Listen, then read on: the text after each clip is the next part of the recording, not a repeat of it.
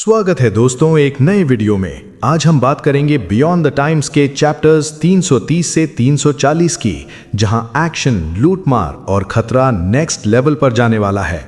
लेकिन नई कहानी शुरू करने से पहले चलिए जल्दी से रिकैप कर लेते हैं पिछले चैप्टर्स 320 से 330 में क्या हुआ था, ताकि आपको आगे का कॉन्टेक्स्ट पूरी तरह समझ आ सके। पिछले वीडियो में हमने देखा कि शू चिंग ने वो कर दिखाया जो सदियों में किसी ने नहीं किया था। उसने 10 हेवनली पैलेसेस के साथ गोल्ड कोर स्टेज में ब्रेक थ्रू किया। 8 पैलेसेस उसकी लाइफ फ्लेम से बने, 9th उसके 7 कलर्ड लैंप से और 10th उसके ब्लैक अम्ब्रेला लैंप से। अब उसकी पावर इतनी ज्यादा है कि वो नॉर्मल गोल्ड कोर कल्टीवेटर्स को बिना किसी मेहनत के कुचल सकता है। इस पावर अप के बाद कैप्टन यानी कि चेन टू न्यू शू चिंग के पास एक नया और खतरनाक प्लान लेकर आया। कैप्टन ने बताया कि एम्परर रिसीविंग प्रीफेक्चर के 3 स्पिरिट्स डाउ सप्रेसिंग माउंटेन में उसने अपने कीमती कपड़े छोड़े हुए हैं। इस मिशन के लिए शू चिंग, कैप्टन और यान एक विशाल धर्मशिप पर निकल पड़े। जब ये तीनों वहां पहुंचे तो उन्होंने एक जिंदा नर्क देखने को मिला। इस पहाड़ के नीचे 137 छोटे देश हैं जहां इंसानों को कैटल यानी खाने की तरह पाला जाता है और 3 स्पिरिट्स के डिसाइपल्स उन्हें जब चाहे मार कर खा जाते हैं। हर तरफ हड्डियां और खून बिखरा हुआ था। वहां 3 मेन विलन्स हैं जो घोस्ट एम्परर की आत्माओं का रूप हैं। ऑगस्ट स्पिरिट नेदर स्प्राइट जो लोगों को स्नैक्स की तरह खाती है, ऑगस्ट स्पिरिट सनस्लॉटर एक कंकाल जैसा आदमी, और ऑगस्ट स्पिरिट स्पोर लाइट सबसे ताकतवर और पुराना मॉन्स्टर। शू चिंग और कैप्टन वहां छुपकर मौके का इंतजार कर रहे थे। कैप्टन ने सावधानी के लिए अपना क्लोन भी बनाया था, लेकिन तभी अचानक आसमान चीरते हुए स्वॉर्ड सेज कोर्ट की एंट्री हुई। हजारों बिजली की किरणों और तलवार की रोशनी ने पहाड़ पर हमला कर दिया। एक वॉइड रिटर्निंग एक्सपर्ट और विशाल दानव ने तबाही मचा दी। अब हालात ये हैं कि 3 स्पिरिट्स माउंटेन एक जंग का मैदान बन चुका है। एक तरफ घोस्ट एम्परर की आत्माएं हैं और दूसरी तरफ काउंटी के सबसे खतरनाक स्वॉर्ड सेजेस। और इसी भयानक जंग के बीच हमारे हीरोज शू चिंग और कैप्टन अपना फायदा उठाने और खजाना लूटने के लिए तैयार हैं। तो चलिए देखते हैं चैप्टर्स 330 से 340 में क्या हंगामा होता है। चैप्टर 331 इंसानियत के इतिहास में जो आखिरी एंशिएंट एम्परर गुजरे वो थे डार्क सेरेनिटी। उन्होंने पूरे रिवियर्ड एंशिएंट को जीत लिया था। उस वक्त जितनी भी दूसरी प्रजातियां और स्पीशीज मौजूद थीं, उनके पास सर झुकाने के अलावा कोई और रास्ता नहीं बचा था। ये वो आखिरी सुनहरा दौर था जो इंसानों को नसीब हुआ, उससे ठीक पहले जब उस भगवान का टूटा हुआ चेहरा इस दुनिया में आया। उस जमाने में दूसरी स्पीशीज में इतनी हिम्मत नहीं थी कि वो कोई गुस्ताखी करें, क्योंकि उन्हें 5 ग्रेटर सेलेस्टियल डिविजन्स के कहर का डर था। उन डिविजन्स के हाथों कितने नॉन ह्यूमंस और बुरे कल्टीवेटर्स मारे गए इसका कोई हिसाब ही नहीं था। उन 5 में से सिर्फ एक डिवीजन ही काफी थी जमीन और आसमान को हिला देने के लिए, जिसके डर से सारी स्पीसीज थर-थर कांपती थी। स्वॉर्ड सेज डिवीजन भी उन्हीं 5 महान ताकतों में से एक थी। लेकिन जब उस भगवान का टूटा हुआ चेहरा यहाँ पहुंचा तो सब कुछ बिखर गया। उस भगवान की ऑरा ने हर चीज को इन्फेक्ट कर दिया और जमीन आसमान का नक्शा ही बदल दिया। और एंशिएंट एम्परर डार्क सेरेनिटी चाहकर भी कुछ नहीं कर पाए। सच तो ये था कि उस वक्त कई पुराने एम्परर्स और सॉवरेन्स अपनी गहरी नींद से जागे भी थे, मगर वो भी बेबस थे। लड़ाई करने की ताकत उनमें नहीं थी, बस खड़े होकर अफसोस करने के सिवा वो कुछ ना कर सके। आखिरकार उन्हें मजबूर होकर रिवियर्ड एंशिएंट को छोड़ना पड़ा। जाते वक्त वो अपने साथ उन इंसानों को ले गए जो उनके पीछे आने को तैयार थे। कुछ दूसरी स्पीशीज ने भी यही किया और अलग अलग जगह बनाई जिन्हें होली ग्राउंड्स कहा गया। ज्यादातर स्पीशीज ने एक साथ मिलकर वो बनाया जो आज रिवर्ड एंशिएंट में एक लेजेंड माना जाता है, होली लैंड्स। ये होली ग्राउंड्स और होली लैंड्स आसमान के उस पार थी। हालांकि वो बहुत दूर लगती थी, पर वो रिवियर्ड एंशिएंट से अनंत दूरी पर नहीं थी। उन्होंने इस बात का फायदा उठाया कि वो टूटा हुआ चेहरा सिर्फ रिवियर्ड एंशिएंट पर फोकस कर रहा था, और इसलिए वो वहां शांति से रह पाए और अपनी ताकत बढ़ा पाए। सीधे शब्दों में कहें तो जो लोग पीछे रह गए थे उनके दर्द और तकलीफ का फायदा उन्हें मिला था। रिवियर्ड एंशिएंट पर जो अनगिनत स्पीशीज रह गई थी, वो जीती रहीं, मरती रहीं, अपने शहर वापस बनाती रहीं और सोसाइटी को फिर से खड़ा करती रहीं। और आज के जमाने की जो स्पीशीज हैं, भले ही वो उन पुरानी स्पीशीज से जुड़ी हों, पर अब वो काफी बदल चुकी हैं और अलग मानी जाती हैं। इस सब में म्यूटाजन का बहुत बड़ा हाथ था। हालांकि एक्सक्यूइन के सफर को देखकर ऐसा लग सकता था कि म्यूटाजन कल्टीवेटर्स के लिए कोई बड़ी चिंता की बात नहीं है, पर सच्चाई ये थी कि हर सेक्ट के लिए ये बहुत बड़ा फैक्टर था। एक सेक्ट या ग्रुप जितना बड़ा होता था, उन्हें म्यूटाजन से निपटने के लिए उतनी ही ज्यादा मेहनत करनी पड़ती थी। छोटे सेक्ट्स और आम लोगों के लिए तो म्यूटाजन ही वो चीज थी जो तय करती थी कि वो जिंदा रहेंगे या मरेंगे। बड़े से बड़े सेक्ट्स भी म्यूटाजन की परेशानी को पूरी तरह खत्म नहीं कर पाते थे। उन्हें लगातार कल्टीवेशन करते रहना पड़ता था ताकि उसके असर को दबा सके। जड़ से मिटाने का कोई उपाय उनके पास नहीं था। हर इंसान के लिए म्यूटाजन एक सोती हुई तबाही की तरह था। जरा सी गलती हुई और वो भड़क उठता था, एक कल्टीवेटर को मॉन्स्टर बना देता था। सालों से इंसानों ने इससे लड़ने के कई तरीके ढूंढे थे। वो इससे पूरी तरह खत्म तो नहीं कर सकते थे, पर बड़े सेक्ट्स आमतौर पर खुद को पूरी तरह मॉन्स्टर बनने से बचा लेते थे। फिर भी हर कल्टीवेटर जानता था कि आखिर में ये खतरा हमेशा बना रहता है, और अगर कोई कल्टीवेटर किसी दूसरे के अंदर म्यूटेजन का विस्फोट करवा सके तो बाकी सारी ताकतें उसके सामने फीकी पड़ जाती थी। यही वजह थी कि टॉर्च लाइट वेपन ने एम्परर रिसीविंग प्रीफेक्चर में इतनी हलचल मचा दी थी। ऊपर मौजूद उस भगवान के पास ये ताकत थी कि वो किसी भी कल्टीवेटर के अंदर म्यूटेजन के लेवल को बर्दाश्त से बाहर कर दे, जिससे वो तुरंत एक अजीब जानवर बन जाए। बदकिस्मती से दुनिया अब ऐसी ही थी। मॉडर्न ईरा में कल्टीवेशन का यही रास्ता बचा था। सिर्फ होली लैंड्स में या शायद उस लेजेंडरी इंपीरियल कैपिटल में ही असली शुद्धता यानी प्योरिटी मिल सकती थी, या फिर कुछ बेहद खास टेक्निक से बॉडी को साफ किया जा सकता था। पर अगर कोई प्योर हो भी जाए तो जब तक वो सांस लेगा या स्पिरिट पावर को यूज करेगा वो फिर से गंदा हो जाएगा। इसीलिए हर स्पीशीज का कल्टीवेटर सपने देखता था कि कोई उसे होली लैंड्स ले जाए, पर वो जगह बहुत दूर थी। सिर्फ रिवर्ड एंशिएंट की बड़ी स्पीशीज के पास ही वहां कांटेक्ट करने के तरीके थे, और यही वजह थी कि इन बड़ी स्पीशीज की सोसाइटी कभी बिखर कर खत्म नहीं हुई, जैसे कि इंसान और उनकी 5 ग्रेटर सेलेस्टियल डिविजन्स। शाम की हल्की रोशनी नीचे की दुखी जमीन पर गिर रही थी, और तभी सॉर्टसेज कोर्ट ने हमला बोल दिया। इंसान अभी भी मजबूती से खड़े हैं, उस अधेड़ उम्र के आदमी ने जोर से कहा, और उसी वक्त असली जंग शुरू हुई। चमकते हुए रोशनी के कई पुतले 3 स्पिरिट्स डाउ सप्रेसिंग माउंटेन पर उतर आए। उनके अंदर से मारने की भयानक इच्छा निकल रही थी। सिर्फ सबसे काबिल और चुने हुए लोग ही सॉर्टसेज बन सकते थे, इसलिए जैसे ही कत्लेआम शुरू हुआ 3 स्पिरिट्स माउंटेन के डिसाइपल्स में अफरा तफरी मच गई। 3 स्पिरिट्स की हालत भी खराब थी। तलवार की रोशनी पहले पहाड़ पर घूम गई। वो डरता हुआ जायंट दूसरे पहाड़ को तोड़ने लगा, और 3 तलवारें तीसरे पहाड़ को काटने लगी। जमीन और आसमान हिल गए। हर तरफ धमाके हो रहे थे। गुस्से की धार, दर्द भरी चीखें और मैजिकल टेक्निक्स की आवाजें गूंज रही थी। ये शोर आसमान तक पहुंचा, जिससे ऊपर के बादल और पतले हो गए और शाम की रोशनी और ज्यादा नीचे आने लगी।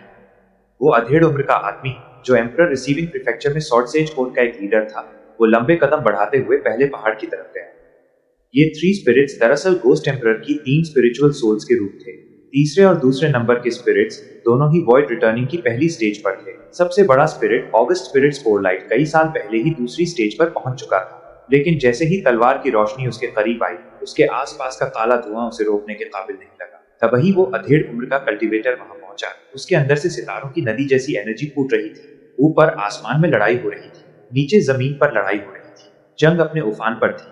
यही मौका है। कैप्टन उछलकर खड़े हुए, उनकी आंखें चमक रही थी। उन्होंने तुरंत पहाड़ से नीचे दौड़ना शुरू कर दिया, सीधा ऑगस्ट स्पिरिट नेदर स्प्राइट के तीसरे पहाड़ की तरफ। उन्हें इतनी जल्दी थी कि वो मुड़कर एक्सुक्वीन और यनियन को आने के लिए बोलना ही भूल गए।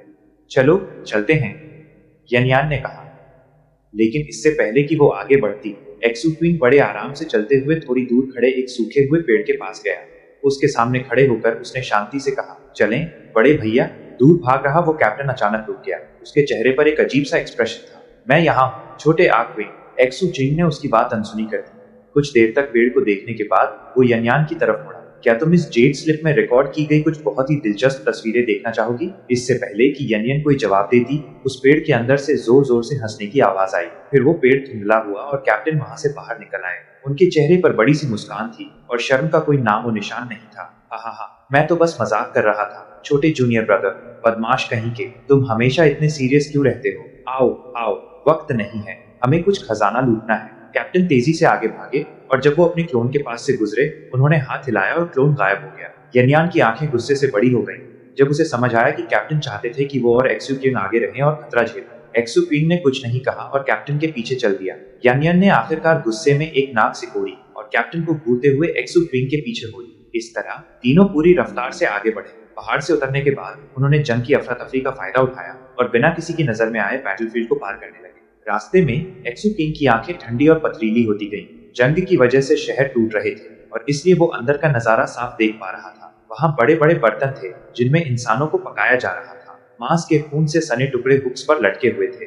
जमीन खून से जामुनी रंग की हो गई थी। हवा में एक जहरीली बदबू फैली थी। ऐसे खोपड़ियां जिनका मांस खुरच दिया गया था, उनके ढेर लगे हुए थे और वहां अनगिनत पिंजरे थे जिनमें हर स्पीशीज के आम लोग भरे हुए थे जो बस खाना बनने का इंतजार कर रहे थे। कल्टिवेटर्स से निपटते वक्त एक्सू क्विंग ने ऐसा नजारा ज्यादा नहीं देखा था, पर यहाँ ये हर जगह था। कैप्टन ने एक्सू चिंग की तरफ देखा और फिर गंभीर आवाज में कहा, जिसे मारना चाहते हो मार दो। एक्सू क्विंग ने कोई जवाब नहीं दिया, लेकिन एक पल बाद वो सीधा एक 3 स्पिरिट्स गोल्ड कोर कल्टिवेटर के सामने प्रकट हुआ, जिसके पास 2 हेवनली पैलेसेस थे और जो अभी अपने सॉर्ड सेज दुश्मन से बचकर पीछे हट रहा था। एक्सू क्विंग के हाथ में एक खंजर डैगर आया और उसने उस गोल्ड कोर कल्टिवेटर का गला काट दिया। एक चीख गूंजी और फिर वो सर हवा में उड़ गया। एक्सू किंग, जिसके चेहरे पर कोई भाव नहीं था, आगे बढ़ता रहा। अगले ही पल वो एक और 3 स्पिरिट्स कल्टिवेटर के पीछे पहुंचा और उसका गला पूरी तरह चीर दिया। जैसे ही खून फव्वारे की तरह उड़ा, यनियान ने भी हमला कर दिया। उसके अंदर की वो अजीब ताकत बाहर फूट पड़ी। वो अभी गोल्ड कोर में नहीं थी, इसलिए उसने उन लोगों को निशाना बनाया जिन्हें वो मार सकती थी, उन्हें चीरते हुए और काटते हुए। ये देखकर कैप्टन ने कुछ नहीं कहा, पर जब वो उड़ते हुए आगे बढ़े, वो एक 3 स्पिरिट्स डिसाइपल के पास से गुजरे जो अचानक कांप उठा और वहीं बर्फ बनकर जम गया। क्योंकि तीनों ने खुद को छुपा रखा था, वो बैटलफील्ड पर हत्यारों की तरह घूम रहे थे। जहां से भी वो गुजरते, मौत उनके पीछे चलती थी। बदकिस्मती से वहां बहुत सारे सॉर्ड सेजेस मौजूद थे, इसलिए एक्सू क्विंग जहर का इस्तेमाल नहीं कर सकता था। अगर करता तो ये कत्ले आम और भी भयंकर होता। सॉर्ड सेजेस के आने से पहले ऐसी हरकतें तुरंत सबका ध्यान खींच लेती, पर जंग के शोर शराबे ने ये यकीनी बना दिया कि जिनको वो मार रहे थे उनकी चीखें और उनकी लाशों पर किसी का ध्यान न जाए। एक्सू चिंग वैसा इंसान था जो हर हाल में अपना दिमाग ठंडा रखता था, इसलिए इतना खून बहाने के बावजूद वो सीधा तीसरे पहाड़ की तरफ बढ़ता रहा। 1 घंटा बीत गया और वो उस पहाड़ के और करीब पहुंच गए। जैसे जैसे वो पास आए, वो देख पा रहे थे कि ऊपर हवा में कैसी जंग चल रही है। पहले पहाड़ से आने वाली शॉकवेव्स सबसे ताकतवर थी, दूसरे पहाड़ से आने वाली आवाजें सबसे तेज थी, पर तीसरा पहाड़ वो जगह थी जहां सबसे ज्यादा लड़ाई हो रही थी। ऑगस्ट स्पिरिट नेदर स्प्राइट ने खुद को 3 हिस्सों में बांट लिया था और उसका हर रूप एक सॉर्ड सेज एल्डर से लड़ रहा था। टकराव की लहरें हर तरफ फैल रही थी, जिससे तेज हवाएं चल रही थी और जमीन फट रही थी। इन हालात में एक्सू किंग, यनियान और कैप्टन धीरे धीरे उस पहाड़ की चोटी के करीब पहुंच रहे थे। जैसे जैसे वो पास गए, लड़ाई और भी उलझती गई। बीच बीच में कैप्टन रुक जाते और जमीन पर लेट जाते ताकि किसी का ध्यान उन पर न जाए। फिर वो हाथ और घुटनों के बल रेंगते हुए आगे बढ़ते, कभी तेज तो कभी धीरे, जैसा मौका होता। एक्सू चिंग ने भी वैसे ही रिएक्ट किया जैसे ये उसकी आदत हो। यानियन के पास वैसी आदत नहीं थी, इसलिए वो थोड़ा धीरे रिएक्ट कर रही थी, पर वो सीखने में तेज थी। अलग अलग तरीके अपनाकर वो तीनों जंग के बीच से अपना रास्ता बनाते रहे। कभी कभी उनका सामना ऐसे सॉर्ड सेजेस से होता जो भले ही उन तीनों को देख नहीं सकते थे, पर उन्हें एहसास हो जाता था कि वहां कोई है। शुक्र है कि कैप्टन तैयारी के साथ आए थे और उन्होंने तुरंत एक खास आइडेंटिटी मेडालियन निकाल लिया। उस मेडालियन को देखकर बाकी सॉर्ड सेजेस ने उनकी मौजूदगी पर बस हैरानी जताई और कुछ नहीं किया। रेंगते हुए कैप्टन ने पीछे मुड़कर एक्सू क्वीन को देखा। उनके चेहरे पर खुशी थी। क्यों, कैसा लगा? मैंने कहा था न, मैं तैयारी के साथ आया। पता है ये क्या है? ये एक सॉर्ड सेज इन्फॉर्मेंट का मेडालियन है। इसे पाने के लिए मैंने बहुत खर्चा किया है। ज्यादातर हालात में ये बेकार होता, पर इस बैटलफील्ड पर ये हमारे लिए सबसे बढ़िया कवर है। एक्सू चिंग ने अपनी पलकें झपकाई और फिर अपने चेहरे पर हैरानी का भाव लाया। कैप्टन ये देखकर बहुत खुश लग रहे थे। उनका सामना कई बार खतरे से हुआ, पर एक्सू क्वीन और कैप्टन की सावधानी की वजह से उन्हें कुछ नहीं हुआ। 1 और घंटा बीत गया और आखिरकार वो रेंगते हुए तीसरे पहाड़ की जड़ तक पहुंच ही गए। ऊपर हवा में ऑगस्ट स्पिरिट नेदर स्प्राइट के 3 क्लोन्स बुरी तरह से लड़ाई में उलझे हुए थे। यहाँ से देखने पर पता चल रहा था कि तीनों में से किसी भी क्लोन ने वो कपड़े नहीं पहने थे जो उसने उस दिन पहने थे जब वो 7 ब्लड आइज के बाहर आई थी। इस चुड़ैल के पास कितने कपड़े हैं? हम अमीर होने वाले हैं। छोटे आग क्वीन, अमीर? कैप्टन की आंखें लालच से चमक उठी। वो उछलकर खड़े हुए। अब वो छुपे हुए नहीं थे और तेजी से पहाड़ की तरफ भागे। एक्सू किंग उनके पीछे गया और यनियान उनके ठीक पीछे थी। हालांकि यनियान थोड़ी धीमी थी, पर उसके पास कई ऐसे मैजिकल ट्रेजर्स थे जो उसकी स्पीड और ताकत बढ़ा देते थे। वो बराबर तो नहीं चल सकती थी, पर वो ज्यादा दूर भी नहीं थी। ऊपर से देखने पर मुश्किल से बस 3 साए दिखाई दे रहे थे जो जंग की अफरा तफरी के बीच उस पहाड़ की मैंशन ग्रोटो की तरफ उड़ते हुए जा रहे थे। कैप्टन की आंखों में एक पागलपन था। एक्सू किंग की आंखें चमक रही थी। ये पूरी तरह से पागलपन है। यानियन बड़बड़ाई, उसका दिल जोरों से धड़क रहा था। जब उसने एक्सू क्वीन और कैप्टन को देखा और सोचा कि कैसे वो शेर के मुंह से दांत निकालने जा रहे हैं, उसे एहसास हुआ कि कोई आम इंसान ऐसा करने की सोच भी नहीं सकता, और ये कितना एक्साइटिंग है। उसकी आंखें थोड़ी धुंधली हो गई। वो एक्साइटमेंट से कांप रही थी और आगे बढ़ती गई। चैप्टर 332। मैदान जंग में चल रहा वो भयंकर कत्लेआम एक्सू क्वीन या कैप्टन के लिए कोई रुकावट नहीं था। हर तरफ मौत का खतरा मंडरा रहा था। फिर भी वो दोनों उस मैंशन ग्रोटो के करीब और करीब पहुंचते जा रहे थे। जैसे जैसे वो पास आ रहे थे, एक्सू किंग की आंखों में एक तेज चमक उभर रही थी और कैप्टन, उनकी नजरों में तो बस एक पागलपन सा जुनून सवार था। सच कहें तो कैप्टन ने बिल्कुल सही मौका चुना था। आम हालात में एक्सू चिंग, कैप्टन और यानियन के लिए ऑगस्ट स्पिरिट नेदर स्प्राइट के घर के आसपास भटकना भी नामुमकिन होता। पहले तो उन्हें अनगिनत 3 स्पिरिट्स डिसाइपल से लड़ना पड़ता, फिर पहाड़ की रक्षा करने वाले बड़े बड़े जादुओं से निपटना पड़ता और आखिर में वो खौफनाक नेदर स्प्राइट खुद वहां खड़ी होती। इनमें से एक भी रुकावट उनके प्लान को फेल करने और उन्हें मौत के घाट उतारने के लिए काफी थी। लेकिन अब ये सारी परेशानियां धुएं की तरह हवा में गायब हो चुकी थी। सारे डिसाइपल्स तलवारबाजों यानी स्वॉर्ड सेजेस से लड़ने में व्यस्त थे, इसलिए पहाड़ की तलहटी तक पहुंचना इन तीनों घुसपैठियों के लिए आसान हो गया था। जहां तक सुरक्षा मंत्रों और पहाड़ के दबाव की बात थी, वो सब तलवारबाजों के हमलों से लगभग टूट चुके थे। जो थोड़ा बहुत बचा था वो पहले के मुकाबले कुछ भी नहीं था। इसके अलावा पहाड़ के टूटने से अंदर की गुफा अब साफ दिखाई दे रही थी। उनके पैरों नीचे की जमीन उबड़ खाबड़ और टूटी हुई थी। पहाड़ की दरारों के बीच से बिजली चमकती हुई दिख रही थी और टूटे हुए जादुई निशान बिखरे पड़े थे। कई जगह से धुआं निकल रहा था।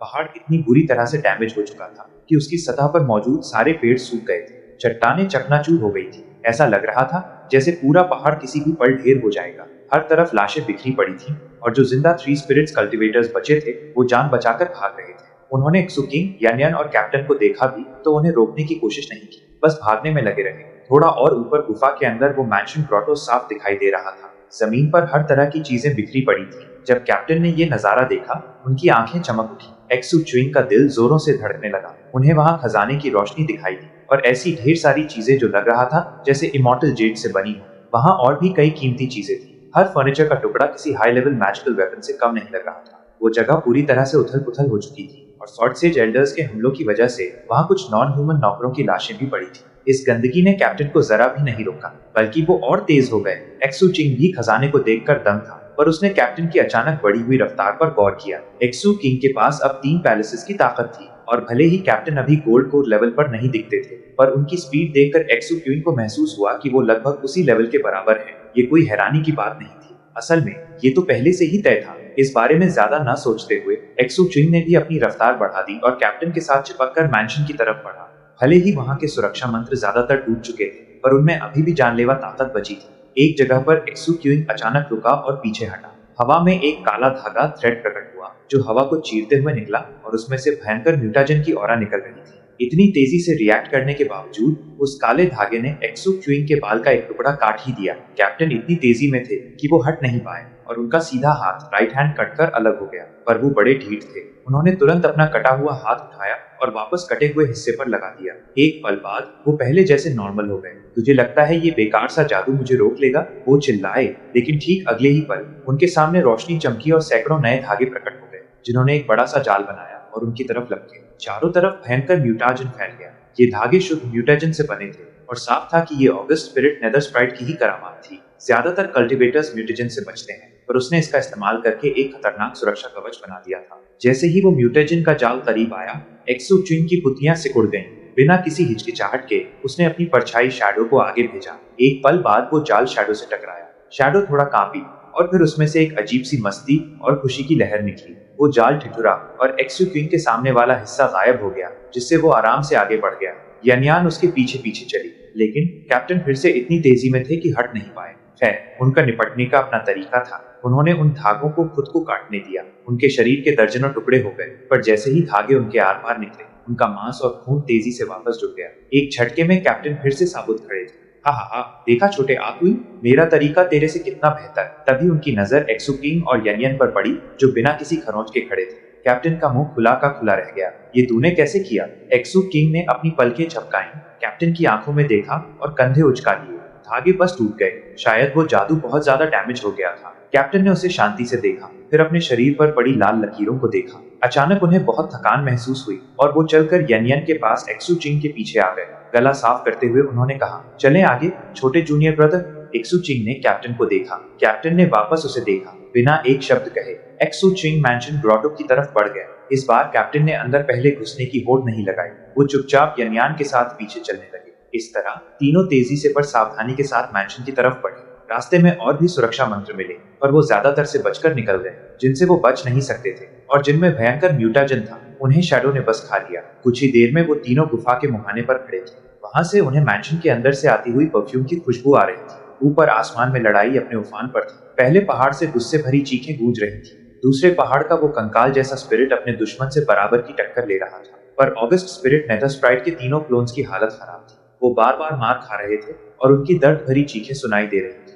हमें जल्दी करनी होगी, एक्सुचुंग ने कहा। अगर लड़ाई खत्म होने के बाद भी हम यहीं रहे तो हम, इससे पहले कि वो अपनी बात पूरी करता, कैप्टन चमकती आंखों के साथ उसके पास से गुजरकर सीधा गुफा में घुस गए। एक्सुचुंग बस देखता रह गया जब कैप्टन कोने में रखी एक इमॉर्टल ट्रेन की मूर्ति की तरफ लपके, जो शुद्ध जेड से बनी थी। वो मूर्ति चमक रही थी और साफ लग रहा था कि वो कोई आम चीज नहीं है। अपना मुंह खोलकर कैप्टन ने उस सारस का सर चबा लिया और निगल गए। ये चीज इमॉर्टल जेड से बनी है। वाह, इसे तुम 1 मिलियन स्पिरिट स्टोन्स में भी नहीं खरीद पाओगे। कैप्टन ने एक्साइटमेंट में उस सारस का बाकी बचा धड़ अपने बैग में ठूस लिया। एक्सुचुंग भी मैंशन के अंदर भागा। हाथ हिलाते हुए उसने वहां लगे सारे लैंप्स को अपनी तरफ खींच लिया। वो सभी लैंप्स बेहद खास थे और उनसे पावरफुल एनर्जी निकल रही थी। वो लाइफ लैंप्स तो नहीं थे, पर कीमती जरूर थे। एक्सुचुंग को इस बात पर कोई हैरानी नहीं थी कि एक वॉइड रिटर्निंग कल्टीवेटर के घर में इतने खजाने हैं।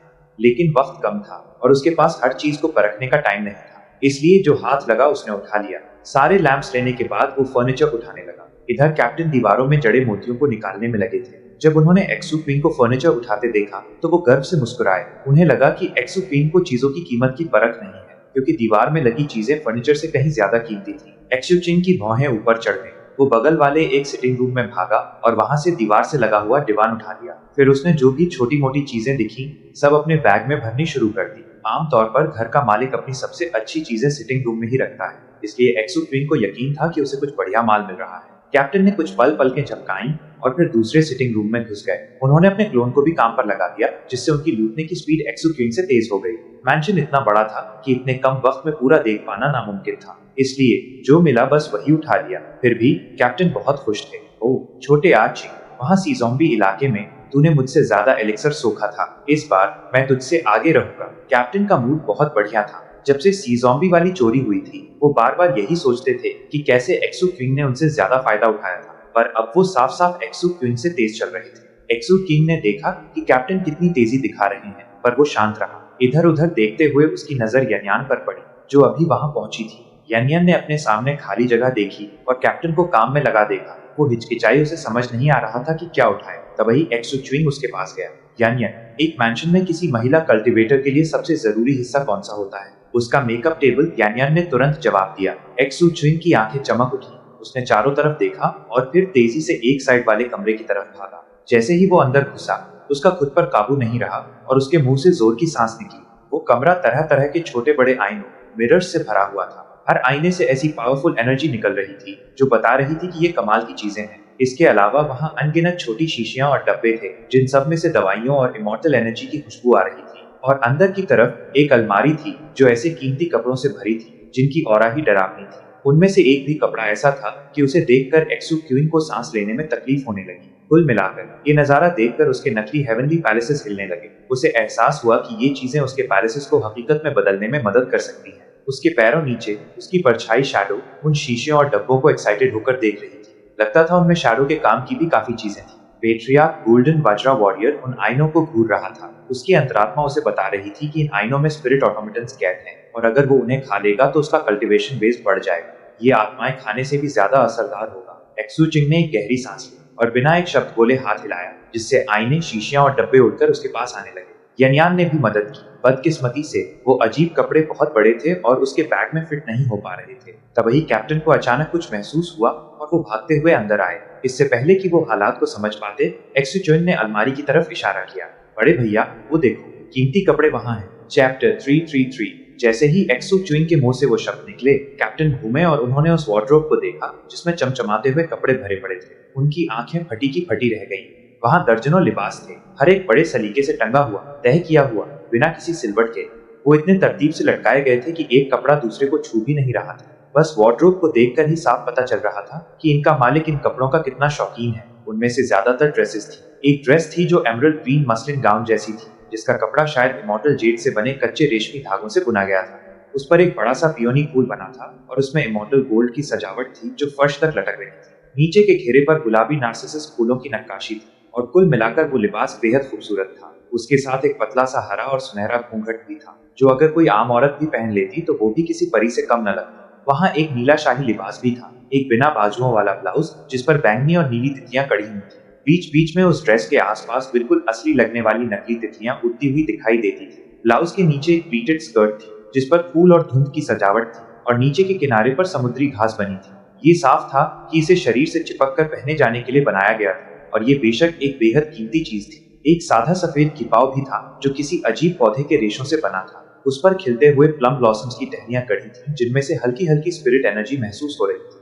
वो कपड़ा एक अजीब जानवर की धुंधली सी तस्वीर भी बनाता था। वहां दर्जनों कीमती कपड़े थे और हर एक अपने आप में अनोखा और शानदार था। वो साफ तौर पर बेहद महंगे थे, पर साथ ही उनसे ऐसी ऑरा निकल रही थी जिससे कल्टीवेशन बेस में हलचल मच जाए। सिर्फ कैप्टन की ही आंखें बड़ी नहीं हुई थी। यनियान तो उन्हें तब से घूर रही थी जब से उसने उन्हें देखा था। हाँ, कैप्टन को बस इस बात की परवाह थी कि वो उन्हें कितने में बेच सकते हैं या उन्हें खाने पर कैसा स्वाद आएगा। यनियान तो बस उनकी खूबसूरती में खोई हुई थी। ये वसूल हो गया, कैप्टन बोले। जोर से थूक निकलते हुए वो वार्डरोब की तरफ लपके एक कपड़ा पकड़ा और उसे अपने बैग ऑफ होल्डिंग में ठूसने की कोशिश करने लगे। वो अजीब कपड़ा बेहद लचीला था और अंदर जाने में मुश्किल पैदा कर रहा था। मुझे पता था ऐसा ही होगा। छोटे आक्यूइंग, जब हम वापस जाएंगे तो तुम्हें डार्क सेरेनिटी सेक्ट के साथ मामला सुलझाना होगा। मैंने ये इस मिशन के लिए किया था। मुझे ये सांप का दांत चाहिए था।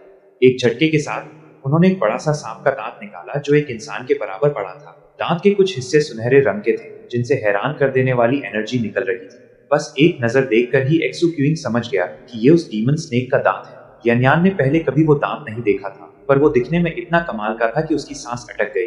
दांत को हाथों में पकड़े हुए कैप्टन गर्व से मुस्कुराए। जैसे ही यनियन दर्द से सिकुड़ी, कैप्टन ने वो दांत उस एमरल्ड ग्रीन मसलिन गाउन पर चला दिया। एक जोर की फटने की आवाज आई और वो कपड़ा तुरंत फीका पड़ गया। साथ ही उसके सामने के हिस्से पर एक बड़ा सा कटा हुआ निशान बन गया। कैप्टन को शायद कपड़े फटने की आवाज में मजा आ रहा था, क्योंकि वो उसे टुकड़ों में काटने लगे, लेकिन उन्होंने किसी भी सजावट या मुख्य मटेरियल को नुकसान नहीं पहुंचाया। सांप का दांत कितना असरदार है ये देखकर कैप्टन और भी ज्यादा एक्साइटेड हो गए। जब मैंने पहली बार उस चुड़ैल नेदर स्प्राइट के कपड़े देखे थे, तभी सोचा था कि अगर कभी मेरे हाथ लगे तो मैं उन्हें कैसे फाड़ूंगा। इस दांत के साथ मैं चेन अर्नियू दुनिया के किसी भी खजाने को चीर सकता हूँ। कैप्टन ने अपना सर पीछे फेंका और जोर जोर से हंसे। भले ही डार्क सेरेनिटी सेक्ट मेरी खाल उधेड़ना चाहे, मुझे मंजूर है। एक्सुचिंग ने कुछ बार पलकें झपकाई, खुद को ऐसा दिखाया जैसे वो बहुत प्रभावित हुआ हो। कैप्टन ये देखकर बहुत खुश लग रहे थे। इस बीच एक्सुक्यूइंग ने मौके का फायदा उठाया और कैप्टन के पास जाकर फटे हुए टुकड़े जमा करने लगा। बात करने की कोई जरूरत नहीं थी, दोनों को पता था कि उन्हें मिलकर काम करना है। उसके बाद एक्सुकिंग कपड़े पकड़ता,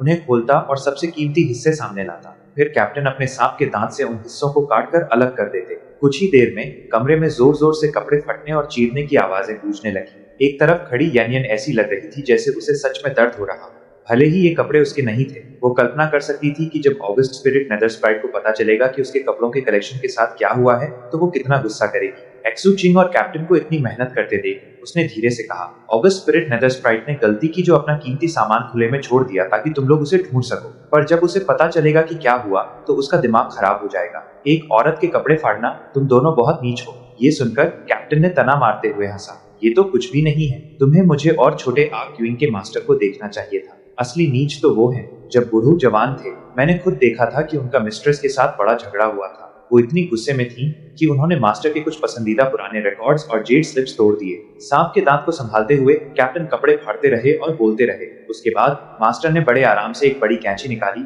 और मिस्ट्रेस की सबसे पसंदीदा ड्रेस को काटना शुरू कर दिया, उनकी आंखों के ठीक सामने। जब मिस्ट्रेस ने वो देखा, वो हक्का बक्का रह गई, पर फिर उनका पारा चढ़ गया। उसके बाद वो दोनों 3 साल के लिए अलग हो गए। एक्सुचिंग ने कैप्टन को देखा, उसने कुछ कहा नहीं, पर नोट किया कि कैप्टन ने कहा था कि उन्होंने मास्टर को वो करते हुए देखा था जब वो जवान थे। मास्टर अब कोई जवान नहीं थे और इसका मतलब ये लग रहा था कि कैप्टन ने अपना कल्टीवेशन जरूर कई बार शुरू से शुरू किया होगा। इस बीच यनियन सोच रही थी कि उस वक्त कैसा महसूस हुआ होगा। आखिरकार मर्द आमतौर पर चीजों को लॉजिक से सोचते हैं, जबकि औरतें जज्बात से। नतीजा, यनियन आराम से कल्पना कर सकती थी कि एक्सुचिंग के मास्टर की पत्नी का गुस्सा उन सालों पहले कैसे 7वें आसमान पर पहुंच गया होगा। कितने गंदे हो, यनियन बड़बड़ाई। फिर वो अंदर भागी और मदद करने लगी। मिलकर काम करते हुए उन्होंने धीरे धीरे दर्जनों कपड़े फाड़ डाले। हाँ, वो कपड़े जिस मटेरियल से बने थे वो शानदार था और इमॉर्टल एनर्जी से भरा था। Plus august spirit nether sprite शरीर में बहुत बड़ी थी। नतीजन, हर बर्बाद कपड़े से चीजों का एक बड़ा ढेर बन रहा था। वो सब कुछ नहीं ले जा सकते थे,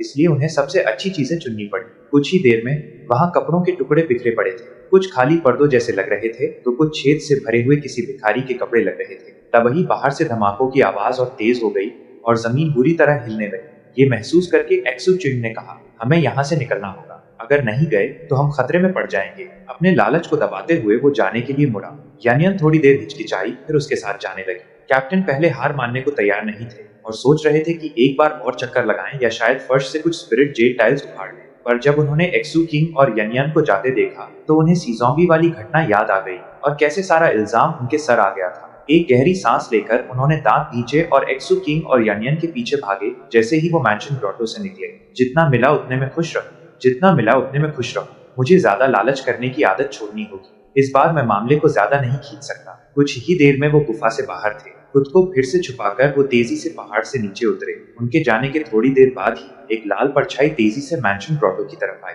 ये एक फुर्तीली जवान औरत थी जिसने लाल कपड़े पहने थे और चेहरे पर सफेद मास्क था जिसने उसके नाक नक्श छुपा रखे थे। उसके कंधों पर एक विशाल काले रंग का ईविल गोस्ट सिकल रखा था जिससे मनहूस तरंगे निकल रही थी। जैसे ही वो मैंशन ग्रोटो के करीब पहुंची उसने इलाके का जायजा लिया, फिर हल्का सा हंसी। चर्च के एल्डर्स कहते थे कि 3 स्पिरिट्स में से ऑगस्ट स्पिरिट नेदरस्प्राइट के पास खजाने का सबसे बड़ा कलेक्शन है। मुझे इस मौके का फायदा उठाकर देखना चाहिए कि आखिर वो किस बारे में बात कर रहे थे। वो गुफा में घुसी, मैंशन ग्रोटो में कदम रखा और फिर चारों तरफ देखा। उसे बस खाली जगह दिखाई दी। बाहर इतनी बड़ी जंग चल रही है और आधा पहाड़ टूट चुका है, पर हैरानी की बात है ये जगह साफ सुथरी लग रही है। फिर उसने दीवारों को और गौर से देखा और दंग रह गई। दीवार में कई खाली गड्ढे थे जो ऐसे लग रहे थे जैसे कभी उनमें मोती जड़े हुए थे। एक पल की हिचकिचाहट के बाद वो मैंशन ग्रोटो के और अंदर गई।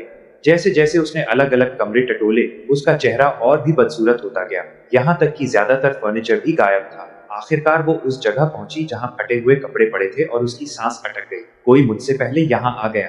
वो जो कोई भी थे, क्या वो चूहे बन गए थे या शायद उनकी ऑगस्ट स्पिरिट नेदरस्प्राइट से कोई पुरानी दुश्मनी थी? यकीन नहीं होता उन्होंने उसके कपड़ों के कलेक्शन को बर्बाद कर दिया। मुड़कर वो पूरी सावधानी के साथ वहां से भाग निकली। पहाड़ से थोड़ा और नीचे एक्सू किंग, यनयन और कैप्टन छुपे हुए और गायब होकर तेजी से भाग रहे थे। उनके बैग्स ऑफ होल्डिंग भरे हुए थे, पर एक्सू किंग वहां रुकना नहीं चाहता था, खासकर तब जब वो उस सारे लूट के माल के बारे में सोच रहा था जो उनके पास था। वो सीज़ोंबी इलाके में जो हुआ था उसे दोबारा अनुभव नहीं करना चाहता था। जहां तक कैप्टन की बात थी, वो पछतावे से भरे लग रहे थे, जैसे कि अभी उनका मन नहीं भरा था। इस बार हम किसी मुसीबत में नहीं फंसे, छोटे आ च्विंग, कैप्टन बोले। एक्सू च्विंग को ये बात सुनकर अच्छा नहीं लगा। अपनी चौकसी बनाए रखते हुए उसने यनयन को खींचा और तेजी से आगे बढ़ा। कैप्टन थोड़ा पीछे रह गए, आहें भरते हुए। उन्होंने ऊपर दूसरे पहाड़ की चोटी की तरफ देखा, फिर उन्होंने अपने होंठ चाटे। शायद हमें बस दूसरे पहाड़ की चोटी पर एक नजर डाल लेनी चाहिए। एक्सू चिंग जवाब देने ही वाला था कि अचानक आसमान के गुंबद से एक दहला देने वाला धमाका गूंजा। आवाज इतनी तेज थी कि एक्सू किंग, यनयन और कैप्टन, भले ही वो उसके बहुत करीब नहीं थे, फिर भी अंदर तक हिल गए। एक्सू चिंग के मुंह से खून का फव्वारा निकला। यनयन के कई डिफेंसिव जेट स्लिप्स टूट गए और उसे भी खून की उल्टी हुई। कैप्टन के शरीर में एक कंपन दौड़ गई और उनके मुंह से भी खून निकला। तीनों ने सदमे में ऊपर देखा। उन्होंने देखा कि नेदरस्प्राइट के तीनों क्लोन्स 3 स्वॉर्ड सेजेस से लड़ रहे थे। उनमें से एक क्लोन को अभी अभी उसके स्वॉर्ड सेज दुश्मन ने छाती में खंजर मारा था, फिर पेट में मुक्का मारा और आखिर में एक बड़े से सीलिंग मार्क से हिट किया जिससे भयंकर एनर्जी निकल रही थी। क्लोन का पेट और छाती फट गए और वो दर्द से चीखी। फिर वो सीलिंग मार्क उससे टकराया। साफ था कि वो सीलिंग मार्क पहले से तैयार किया गया था, खासकर नेदरस्प्राइट से निपटने के लिए। हालांकि ये जानलेवा वार नहीं था, पर इसने क्लोन के साथ उसका कनेक्शन तोड़ दिया। नतीजन वो क्लोन आसमान से लुढ़कता हुआ नीचे आया, तीसरे पहाड़ की साइड से टकराया और फिर गरजदार धमाके के साथ नीचे जमीन पर गिर गया। वहां वो क्लोन पड़ा था, शायद बेहोश। उसके खुले घावों में नीचे मांस और खून नहीं दिख रहा था, बल्कि उसके अंदर के अंग शुद्ध इमॉर्टल एनर्जी थे। जैसे ही धूल बैठी, एक्सू चिंग हैरान दिखा और यनयन घबराई हुई लग रही थी। लेकिन कैप्टन, उनकी आंखों में एक बहुत ही पागलपन वाला लुक था। चैप्टर 334। जिस चीज ने कैप्टन को पागल कर दिया था वो थी उस क्लोन के घाव से निकलने वाली ऑरा, और ये हकीकत कि उस क्लोन से इमॉर्टल एनर्जी की महक आ रही थी। ऐसा इसलिए था क्योंकि वो क्लोन मांस और खून का नहीं बना था, बल्कि उसे एक स्पिरिट प्लांट से बनाया गया था। हालांकि ये कहना नामुमकिन था कि वो कौन सा प्लांट था, पर उसका इतना बड़ा होना बताता था कि ऑगस्ट स्पिरिट नेदरस्प्राइट ने उस पर काफी मेहनत की होगी। इस क्लोन का शरीर अपने आप में एक कीमती खजाना था। साथ ही ये हैरत अंगेज हद तक खतरनाक भी था। जैसे ही वो जमीन पर गिरा, उसके आसपास की हवा टेढ़ी मेढ़ी होने लगी। उसमें से ऐसी खौफनाक तरंगे निकल रही थी जिन्होंने उसके चारों तरफ एक भारी दबाव पैदा कर दिया था। ये दबाव और उसकी ऑरा मिलकर लगभग एक हमले जैसा असर कर रहे थे, जिसने आसपास के सारे पत्थर और पौधों को राख बना दिया था। यहाँ तक कि जमीन भी गलने लगी थी। ये कल्पना करना आसान था कि उसके पास जाना कितना जानलेवा हो सकता है, पर इनमें से कोई भी चीज कैप्टन की आंखों में उस जुनून और पागलपन को आने से नहीं रोक सकी। वो चीज कमाल है, बिल्कुल कमाल। वो मांस और खून का क्लोन नहीं है, वो एक स्पिरिट प्लांट से बना है। वो एक कीमती मटेरियल है। पता नहीं ऑगस्ट स्पिरिट नेदरस्प्राइट को इंसानी शक्ल वाला ऐसा प्लांट कहां से मिला। जब कैप्टन एक्साइटमेंट में कांप रहे थे, यनयन उन्हें ऐसे देख रही थी जैसे वो कोई भूत हो। वो इस नतीजे पर पहुंच चुकी थी कि ये आदमी पागल नहीं है। नहीं, ये एक सुइसाइडल साइको है। ऑगस्ट स्पिरिट नेदरस्प्राइट का क्लोन भले ही बढ़िया लग रहा हो, पर इतनी दूरी से भी यनयान को उसे देखकर मौत का खतरा महसूस हो रहा था। उसके रोम रोम से आवाज आ रही थी कि जितना जल्दी हो सके यहाँ से भाग जाओ। सिर्फ उस क्लोन से निकलने वाली अदृश्य तरंगों ने ही आसपास सब कुछ तबाह कर दिया था। यनयान सच में कांप रही थी। वो अपना मुंह खोलने ही वाली थी अपनी राय देने के लिए, तभी उसकी नजर एक्सू चिंग के चेहरे पर पड़ी। उसकी आंखें भी कैप्टन की तरह ही चमक रही थी। थोड़ी देर सोचने के बाद उसने कहा, बड़े भैया एक्सू क्विंग, क्या हमें जाकर एक बाइट लेनी चाहिए? एक्सू क्विंग का दिल जोरों से धड़क रहा था। उसका पागलपन कैप्टन से अलग था। सही शब्दों में कहें तो एक्सू क्विंग खतरे को नाप तोल कर आगे बढ़ना पसंद करता था। हालांकि कैप्टन अक्सर हालात को परखते थे, पर उनके लिए ये भूल जाना कोई नई बात नहीं थी। कैप्टन के हिसाब से अगर खजाना कीमती है तो जान की बाजी लगाने में कोई हर्ज नहीं। सालों पहले जब वो ज्वाइन के मांस के पीछे गए थे तो एक टुकड़े के लिए अपना आधा शरीर गंवा दिया था और उफ तक नहीं की थी। और जब उन्होंने ज़ॉम्बी एंसेस्टर की मूर्ति में से एक बाइट ली थी, वो इसलिए क्योंकि वो बिना एक्साइटिंग चीजें किए रह ही नहीं सकते थे। फिर सी स्टार आइलैंड पर उन्होंने अपने सर के अलावा सब कुछ खो दिया था, और यहाँ तक कि एक्सू क्वीन से कहा था कि उनका सर वापस लड़ाई में फेंक दे, और ये सब बस बाई ली के स्वादिष्ट मांस का एक टुकड़ा पाने के लिए था। इस पल में कैप्टन को खतरे, दबाव या किसी और चीज की परवाह नहीं थी। उन्हें बस इतना पता था कि उनके ठीक सामने एक कीमती खजाना पड़ा है। लेकिन एक्सू क्वीन अलग था। वो समझ सकता था कि ऑगस्ट स्पिरिट नेदरस्प्राइट का क्लोन कोई आम चीज नहीं है। वो अच्छी तरह जानता था कि ये मांस और खून से नहीं, बल्कि स्पिरिट प्लांट से बना है। ऐसा कीमती मटेरियल उसकी कल्टीवेशन में बेहद मददगार हो सकता था। इसीलिए वो एक्साइटेड था। ऊपर हवा में ऑगस्ट स्पिरिट नेदरस्प्राइट 3 स्वॉर्ड सेजेस के हाथों लगातार मात खा रही थी। दूसरे शब्दों में ये एक सुनहरा मौका था, और इसलिए उसकी आंखों में वो पागलपन दिखाई दिया जब उसने खतरा उठाने का फैसला किया। सबसे बड़ी चीज जो ध्यान देने वाली थी वो था उस क्लोन से निकलने वाला भारी दबाव। एक्सू च्विंग भी उसे झेलने को लेकर थोड़ा घबराया हुआ था और महसूस कर सकता था कि कैसे उसका मन भागने को कर रहा है। जाहिर है क्लोन के पास जाना आसान नहीं होने वाला था। एक्सू चिंग ने कैप्टन को देखा, कैप्टन ने वापस उसे देखा। दोनों एक दूसरे की आंखों में वो जुनून देख सकते थे। हमें ऐसे मैजिकल डिवाइसेस चाहिए जो उस दबाव को झेल सके, एक्सू चिंग ने कहा। मेरे पास हैं, कैप्टन ने जवाब दिया। सांस लेने में तकलीफ होने के बावजूद उन्होंने अपनी मुट्ठी में भरे हुए करीब 20 मैजिकल डिवाइसेस निकाले। एक्सू चिंग हैरान हुए बिना नहीं रह सका कि कैप्टन कितनी जबरदस्त तैयारी के साथ आए हैं। असल में ये मैंने तब लिए थे जब मुझे पता भी नहीं था कि हम एम्परर रिसीविंग प्रीफेक्चर आ रहे हैं। मैं इन्हें फ्लेम फीनिक्स के घोंसले में घुसने के लिए यूज करने वाला था। मुझे लगा वहाँ दबाव बहुत ज्यादा होगा।